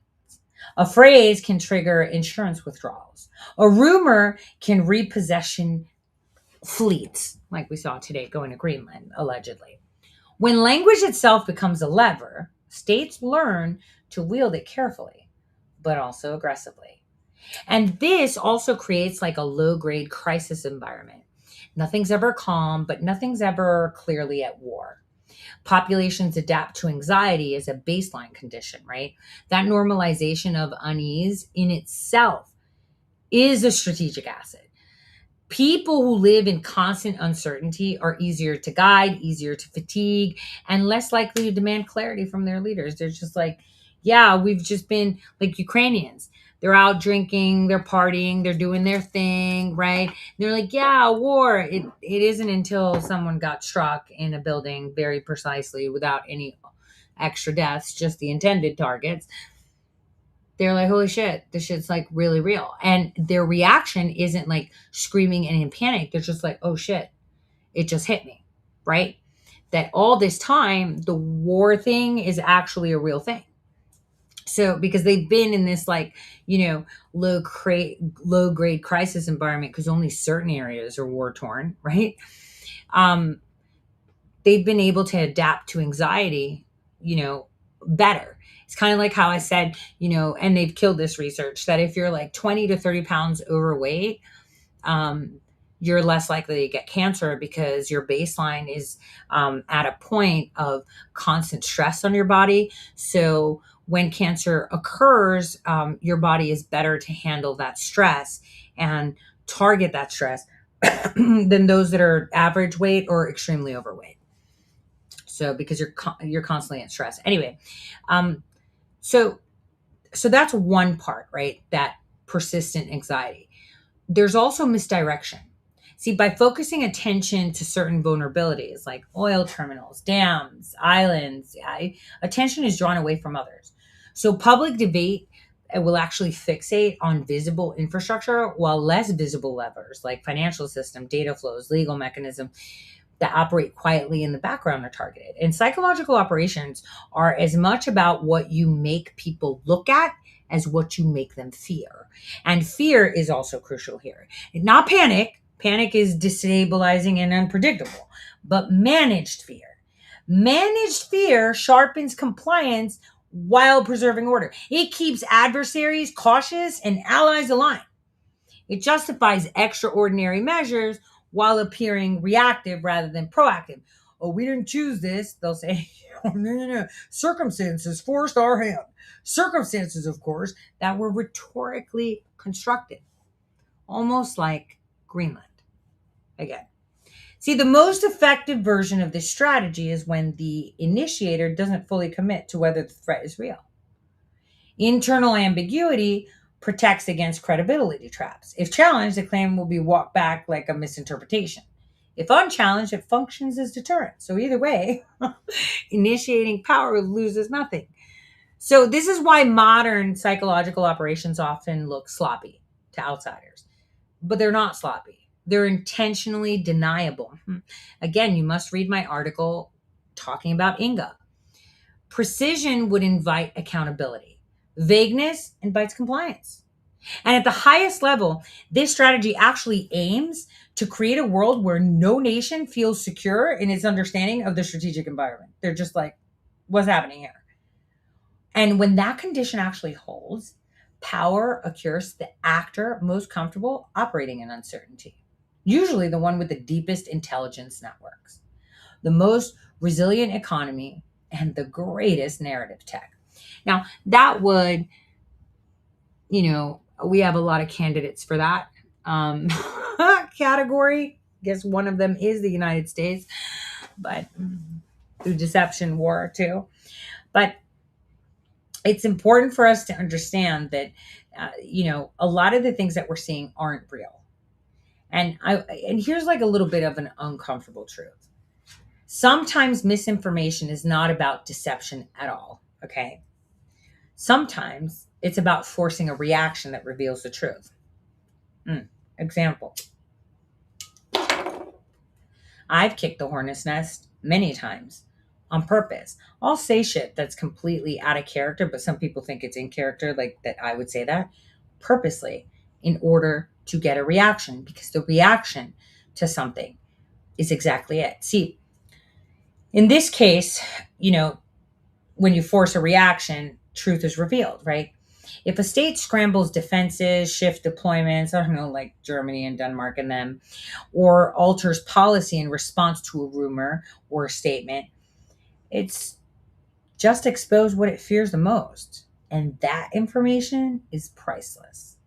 The rumor did its job, whether it was true or not. So when vulnerabilities are named, when threats are implied rather than declared, when language feels deliberately provocative but strategically hollow, what you're witnessing is a form of coercion that operates without kinetic violence. It's rule setting through unease. I like that. Compliance through doubt. Discipline through visibility. So this isn't about conquering territory. It's about colonizing the decision-making space of others. And the irony, I guess, cherry on top here, is that the more openly these tactics are discussed, the harder they are to resist. Because once you know the game is being played, you still have to play. You can't ignore uncertainty when uncertainty shapes markets and alliances and survival itself. And that's a fucking genius and the danger of such operations at this scale. They don't tell you what to think. They make it impossible to stop thinking. And that exhaustion, mistakes happen. Not by accident, but by design. Now, a lot of people will be like, yeah, that's the fog of war, blah, blah, blah. No. I'll tell you what I coined it because it's more confrontational and more specific. It's epistemic siege. Siege implies pressure without direct assault. Epistemic makes it clear that what's under attack is knowledge itself. How states know, decide, judge, and risk. An epistemic siege doesn't starve cities, it starves confidence. It forces defenders to burn resources internally just to maintain clarity. Like their intelligence is like everywhere. What do you got? Give me a cable. Talk to this person. Pay him. What does he want? $1 million? Tell us. Just give it to him. Let's know is this really true? Is this really happening? Who's throwing the gas on the fire? Let's take a look. And so they would burn up all their internal resources just to have a clear picture of what's going on. And so calling it an epistemic siege, that's exactly what we're watching across the board throughout the world right now in almost every single facet of geopolitics. That's boom. Okay? Boom. Now, I will be kicking the hornet's nest at some point this week. I'm still trying to gauge how I'm going to do it. But it's not so much kicking the hornet's nest. It's me and Angela were having a conversation about something specific. Going back to these GNNs, right? And we realized that there's a player that's been sitting there and that has been memory hold again, which is weird. And the only reason this came up was she was referring to something from many years ago. And then I said, well, that's curious. Because I went somewhere to gather evidence and I was told suddenly that that unit or that network was going to be there too. And that I shouldn't be speaking on the matter because they've given exclusivity to that unit. But guess what? That unit never spoke about it. Now, not a lot of people would know this because it's not every day that you fly to locations and take a look at Chinese altering tech that has been procured with tax dollars through Honeywell and Benchmark, and then selling them to the Chinese or inserting Chinese chips that then find their way into our Boeings, F-16s, and F-35s. So I'm just saying, like, there's a lot of questions that I have of who's working where and why that I want to posture. Because like I just told you, uncertainty is key here. And that goes back to the beginning. Some people have misconstrued me as knowing what I'm about. I'm not in the category of Benny Johnson. I am definitely not in the category of Brian Cates or fucking the Ann Vandersteels or any other loser I can rattle off that takes talking points. I'm not you. I don't work for any brick and mortar intelligence agency, either that be as a private military contractor or not. See, unlike others, now I work for the people. I don't answer to anyone. I don't have to mind my P's and Q's. And to top it all off, I'm exceptional at analysis. You guys suck. You can't even put two words together. And on that note, are they going to take out Nick Sorter? Because it looks like he's aching to be martyred. Like, it feels really weird. Suddenly everyone was like, unknown YouTuber Nick Shirley. He's not very unknown. He was at the White House. He's part of the same fucking network of visible operators that are disposable. I'm going to repeat. Visible operators that are disposable and play roles. This is why you see them posturing. So, we're not the same, right? When you hear me, I work for no one but my nation and my people. And I don't take orders, make it clear. In fact, I would like to give them. And I'm trying to. And I've been kind to bring guidance, but people just kept trying to capture me. It was like crazy. And then I thought, wait, are you trying to capture me? Okay. Time to capture you. So the more you pivot, the more people come and the more they expose their networks. And that brings me to the final conclusion. Liz Crokin. There's a lot of people that don't like her, a lot of people that like her. I admire her work and her courage. And what's crazy is that, she has been put under a lot of stress in the past. I mean, she recently lost her puppy. Can't even imagine. I mean, for all of us that lose a pet, we know how it is. But yeah, that's my cat ordering me to stop because I kicked him out. But the thing is, the majority of her fan base is actually part of those networks. Isn't that crazy? Just like mine. I have, a listener base, and then I have a fan base. The fan base are actually wannabe handlers and or part of the same networks that did what they did to Liz Crokin. And doing to other people. Liz is an exceptional, person. She saw something that's wrong and spoke about it and didn't give a shit. What happened? And Liz, that was a surfing accident. But so she's a person that follows her drum and is courted by, I don't want to say good, see, because if it's an operation, see, this is where me and that salty bastard Bergie saw eye to eye. Truth is necessary to stop all this shit. The minute you introduce truth into the room, everything fucking pales to it. And that's what's important. So, they're still trying to handle Liz. I know that she can see it.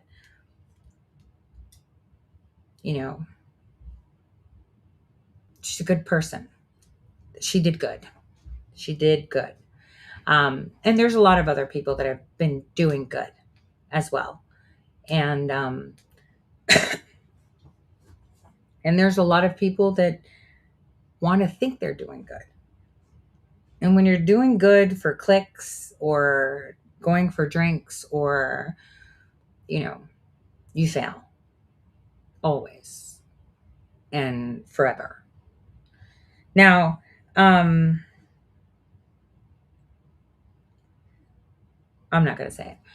I'm going to leave that. But I'm really excited because the first election case in the nation that has jumped over the standing issues has not been able to be dismissed is actually going to be heard this month. I'll report from on the ground, and let's see how this goes because, damn, I said it before, the Lone Star State will lead the way.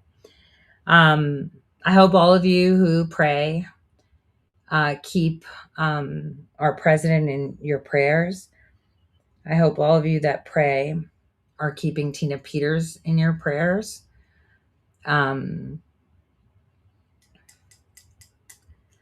It's next week's going to be pretty exciting. At the end of the week, it should happen. So wait, when's the case? It's on a midweek, Tuesday. So what's today? Let's see, Monday, Tuesday, Wednesday, Thursday, Friday, Saturday, Sunday. By next Thursday, we should have some crazy ass shit coming out. But on the other, on another note, we know that the two grand juries back up and whatever were paneled for Brennan. Lots of subpoenas. Man, impeach 44 is so beautiful. Now you guys see why I was the only one cheering when they said that they were going to impeach Trump when he was out of office. Do you remember what I said? Oh, fuck yeah. This is like music to my ears. They're playing right into how we wanted them to do it. They did exactly what we wanted. Exactly what we wanted. Oh, and by the way, who wants to see who really was on the side of the people during J6?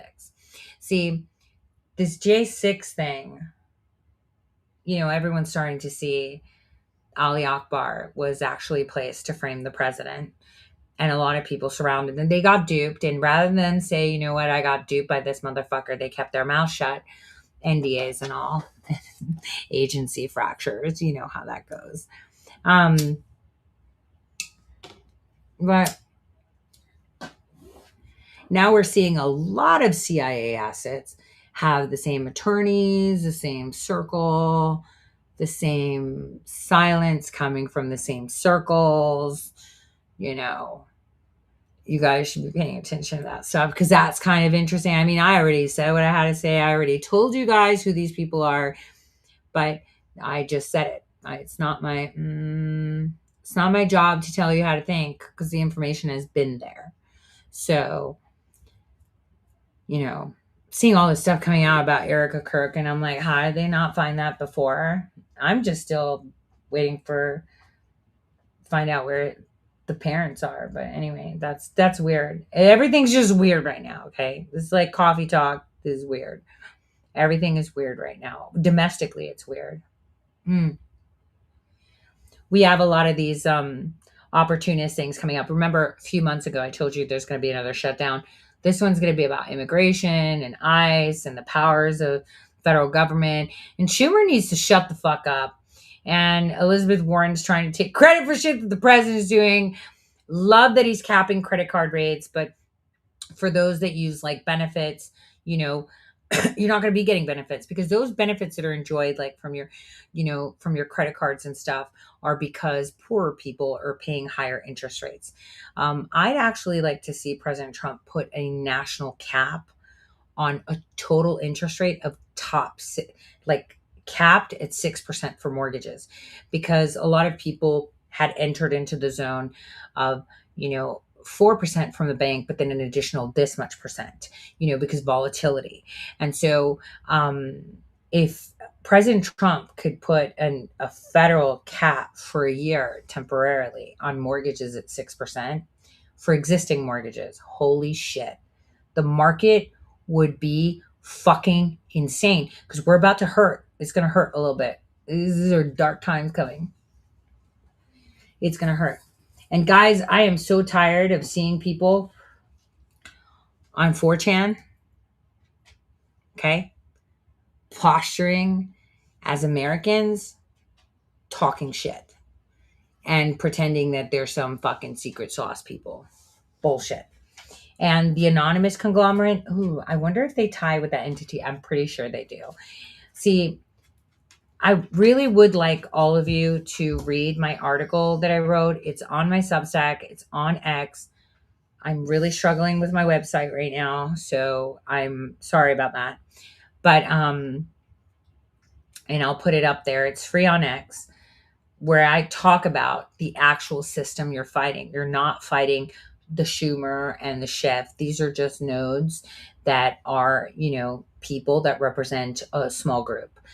Kind of like what I was saying about Liz Crokin. There's Liz Crokin, then she's got people that really admire her courage and support her and love her work. And then there's people that are astounded by her work, but are there to deter her from doing more work. Then there's people who are astounded by her work and don't want her doing any more work. So they, give her bad work to do or direction. And then there's people that are simply there to cause mental, anguish and issues in her personal and professional life. And, I know I'm on the receiving end too, right? And I know how that works. And same networks that have been targeting me are targeting her too, and targeting other people too. And a lot of them are wrapped up in I love you, which is even more fun to see. And, and there are a lot of operators out there for Liz and myself, and I can speak from personal experience, where they pretend to hate me, but they're actually pulling more to see what networks come to them. And then they're just, and usually they just recruit mentally deranged people, people that have issues like, alcoholism, drugs, I don't know, little man syndrome, little woman syndrome, abuse. They're very easy to manipulate, so they can charge them, to be on the front while they're behind guiding to see, like I said, a signal to see, what is the response? Who responded? How did the response come? From what side did it come? It's the same tactics we see in modern day warfare too. Targets are just different in their nations. So it's important that we, identify these things. So as the news go on, right? I mean, the reaction showing like, I'm sorry guys, but I was actually, taking care of my mom's PICC line this afternoon, and she had the TV on.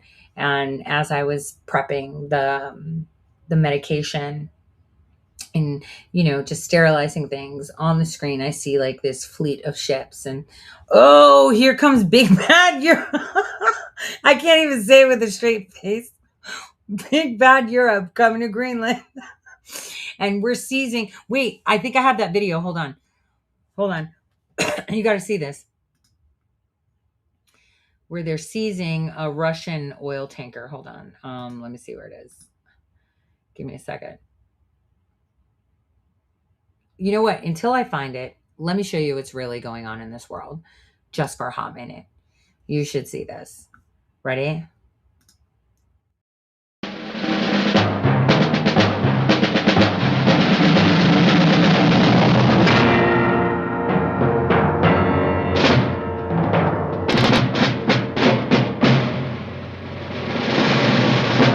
Mr. President, there's a military plot to take over the government.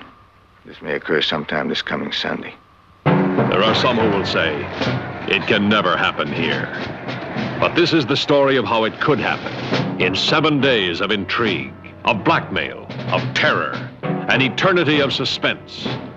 This is the astounding story of a military plot to overthrow the government of the United States, which, if successful, would change the fate of every American.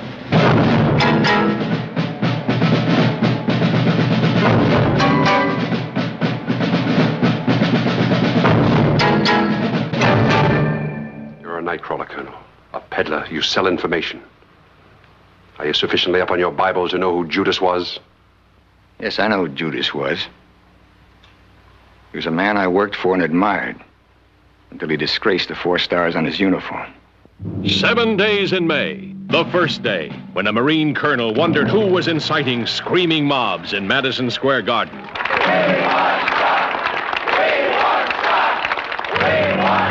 The second day, that uncovered secret meetings in Washington's back alleys. The third day, when unknown men prepared to kidnap the president from his private vacation resort. The fourth day, that brought a secret presidential messenger to death in a plane crash in Spain. The day a senator of the United States was held against his will. The fifth day, when a woman found her past being used for blackmail. Look, Ellie, if I could tell you why I I'll had to tell do you this, something. you'd understand. I was a stupid, impressionable female who let an Air Force general use her like his personal airplane. The sixth day, the discovery of a desert base for an airborne task force, kept secret even from the President of the United States.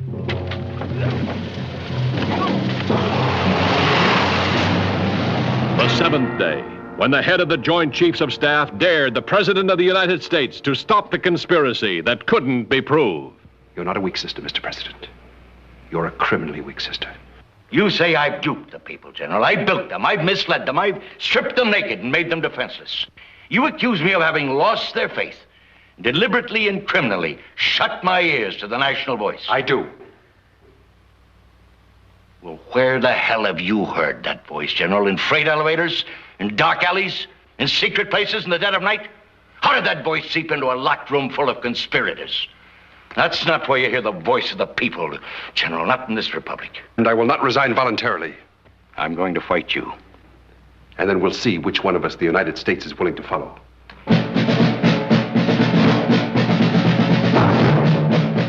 Republic. And I will not resign voluntarily. I'm going to fight you. And then we'll see which one of us the United States is willing to follow.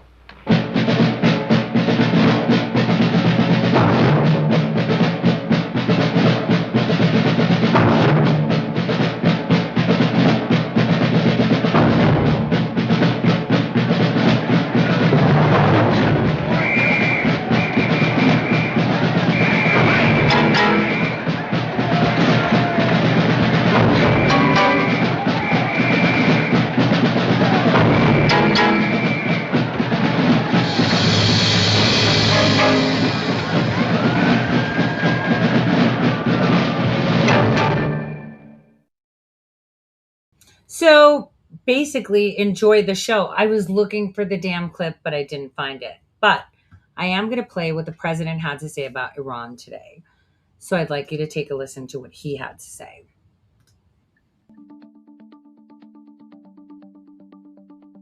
Our US President Donald Trump addressed reporters with words that immediately rippled across diplomatic, political, and financial circles. At the center of his message was Iran, a country already shaken by weeks of mass anti-government protests, deepening economic pressure, and growing uncertainty about its political future. Iran called to negotiate. Yesterday, the leaders of Iran called they want to negotiate. I think they're tired of being beat up by the United States. Iran wants to negotiate, yes. We may meet with them. I mean, a meeting is being set up, but we may have to act because of what's happening before the meeting. But a meeting is being set up. Iran called, they want to negotiate. What President Trump revealed was unexpected in its timing, its tone, and its potential implications. According to the US president, Iran's leadership had reached out directly to Washington, seeking talks after facing mounting pressure and explicit warnings of possible military action from the United States. The moment was brief, but its significance was anything but. For years, relations between Washington and Tehran have been defined by confrontation rather than communication. Sanctions, threats, proxy conflicts, and diplomatic isolation have shaped a relationship that many analysts long described as frozen or irreparably hostile. Yet now, amid one of the most volatile periods inside Iran in decades, the possibility of renewed engagement had suddenly returned to the table. Standing before reporters inside the aircraft, President Trump made his claim in unmistakably direct terms. The leaders of Iran called. They want to negotiate. I think they're tired of being beat up by the United States. Iran wants to negotiate. Yes, we may meet with them. A meeting is being set up. But we may have to act because of what's happening before the meeting. But a meeting is being set up. Iran called. They want to negotiate. Thank you very much, everybody. The words were clear, blunt, and characteristic of Trump's communication style.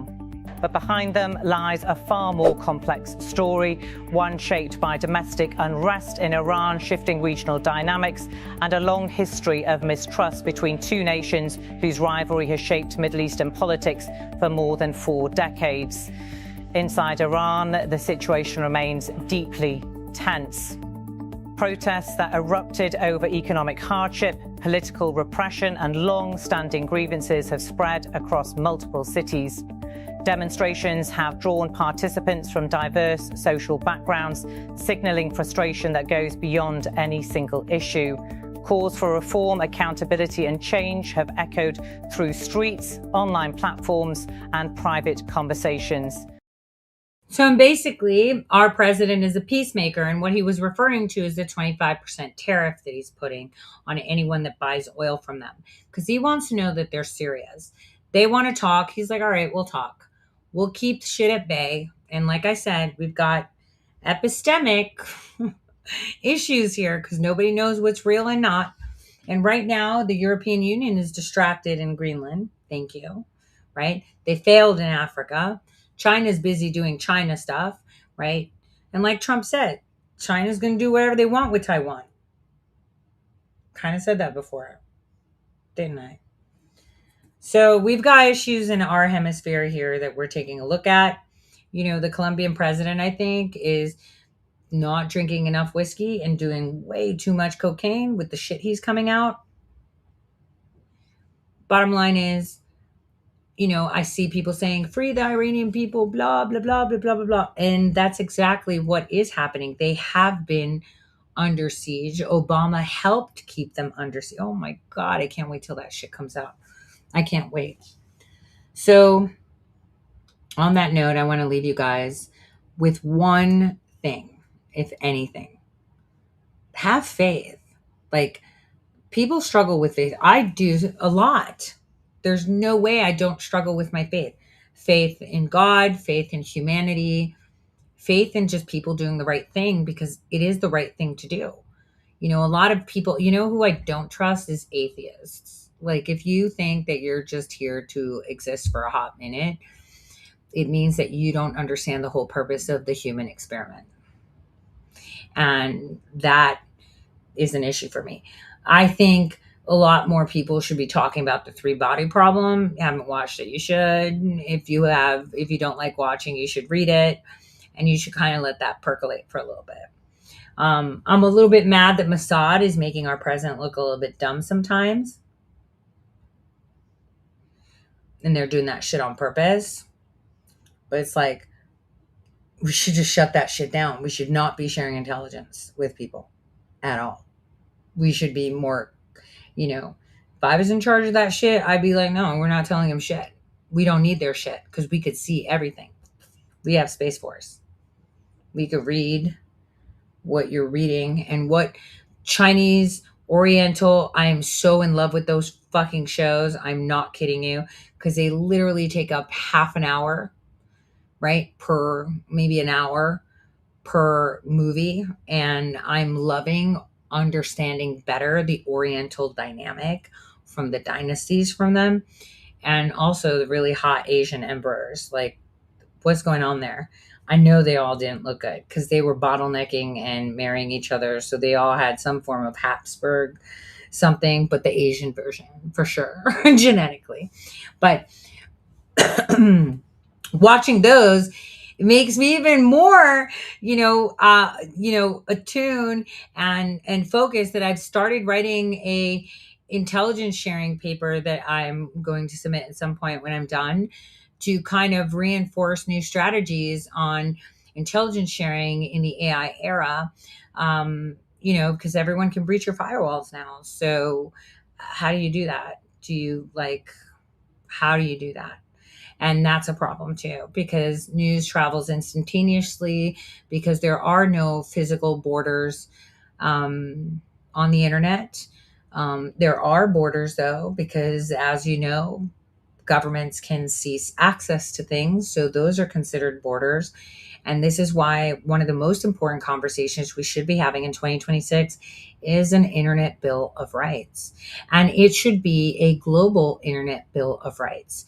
And people in each nation should have the opportunity to be afforded the opportunity to see global and have global access as opposed to limited, because this is how we grow in knowledge. And all your fucking AIs that each and every one of you fucking governments are creating require unfiltered human interaction, knowledge, and composition in order to be effective in whatever dystopian future you foresee of AI governance, which is already here, but that's another story.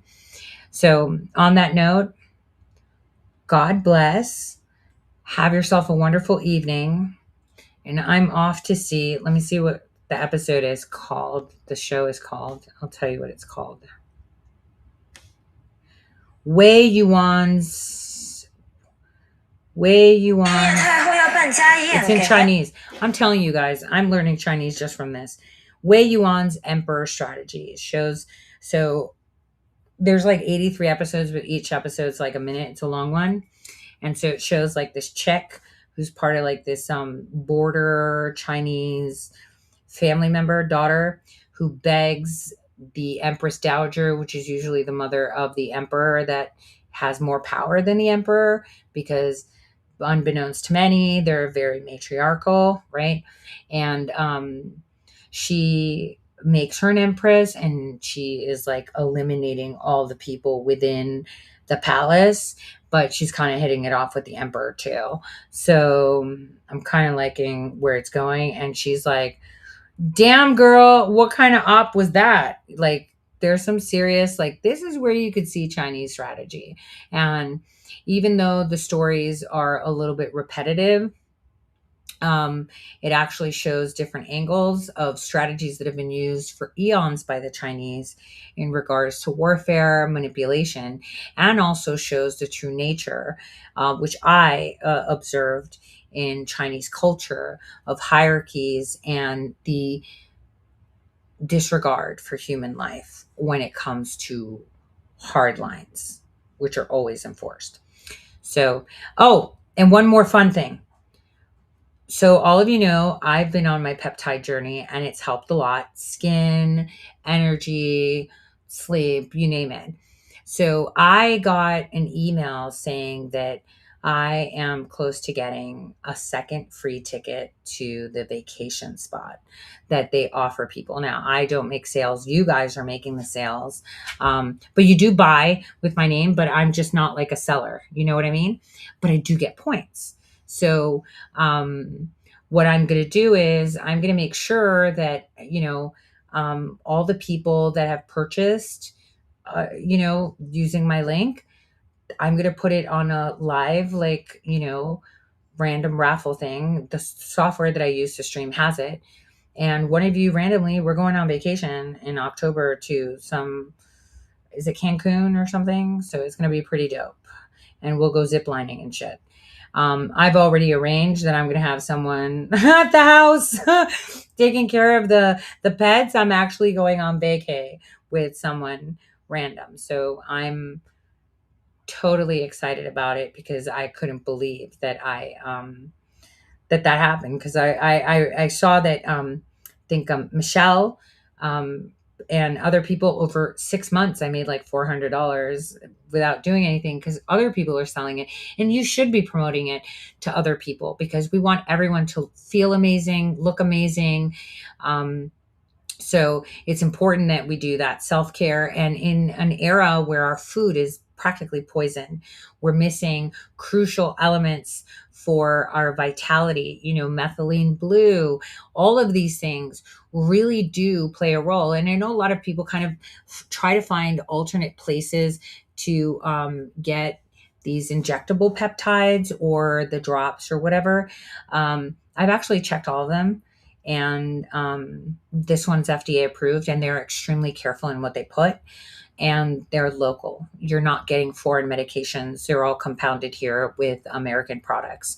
And that's the beauty of it. Even though I could probably, find my copper peptide for $200 as opposed to $400, I won't use it in 1 month. I'll just, stagger it so it lasts me 3 months. So I'm not spending, more than $100 a month on vitamins, which we normally do. Bottle of vitamins like $40 and you get like a bunch of them. So I just wanted to say that I got the notification that I got the second free trip, and I guess they reimburse travel, but you're not going to pay for the travel. You're just going to turn up in your bathing suit and your flip flops, and we're going to go have fun. So I'm kind of excited because it's going to be random too. And I think my Secret Santa sent me a little wallet. Thank you. Because it's kind of interesting. Like, I won't know the person until I see them, and I'll be like, hey, we're roomies now and we're going to go ziplining. So that's kind of exciting too. I don't know if it's going to be male or female. It's going to be random. So I'm kind of excited about it. And I haven't had like a vacation without working, but knowing me, I'll probably find something to do and look at. But I just wanted to say that because that was an interesting surprise to see in the inbox, and that I made like $5 last month. So I because I'm not doing anything, I'm buying my own, and so it was really exciting because that $400 that they gave me for the 3 months, because I hadn't put it on like automatic or something, paid for my new gut one that I do, the TB 157 BP. So thank you. So I'm kind of excited about it. So I wanted to talk about that. And yeah, we'll be having a show on, is it Wednesday or Thursday? One of those 2 days. So for my archivist, if you can split this up into like 2 portions, so it's not like a long audio podcast, that would be fantastic. For all of you that stayed for the whole time, or you're going to come in tomorrow and see it, God loves every single one of you. I hope everyone remembers that. He's not picky. He loves you. And the more you love, the more you get. So don't harden, especially in the times that are coming. And don't be rigid. On that note, have a fantastic evening. God bless. And God bless America.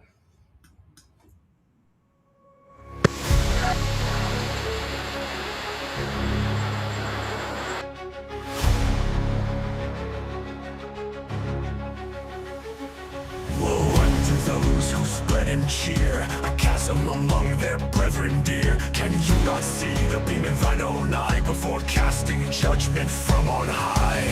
In God we trust, let this be our creed, to build bridges not walls, to plant love seed, for in the embrace of unity we find the strength to coexist, you see.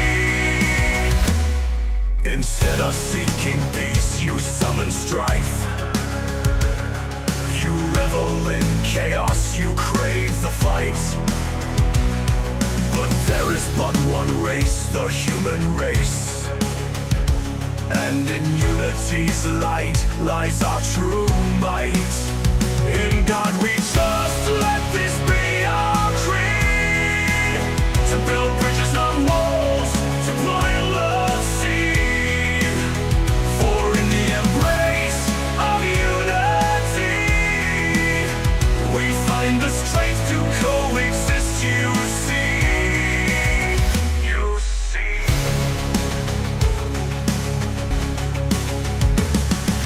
us lay down our arms, our words of war,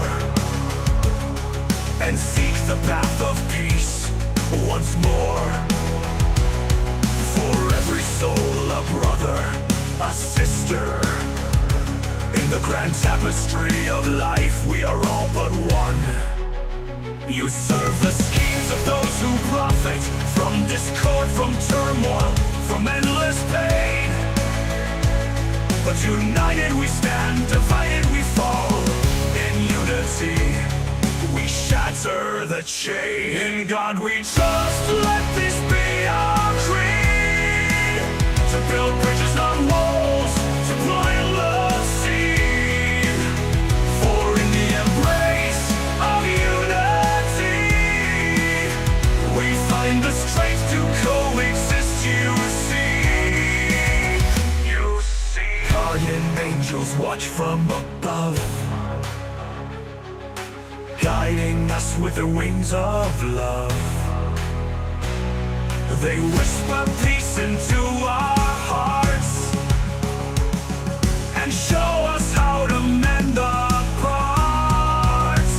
In God we trust, let this be our creed. To build bridges, not walls, to plant love's seed. For in the embrace of unity, we find the strength to coexist, you see. You see. Together let us heal the wounds of a world torn by needless feuds. For in the light of love's embrace, we find our true and sacred place.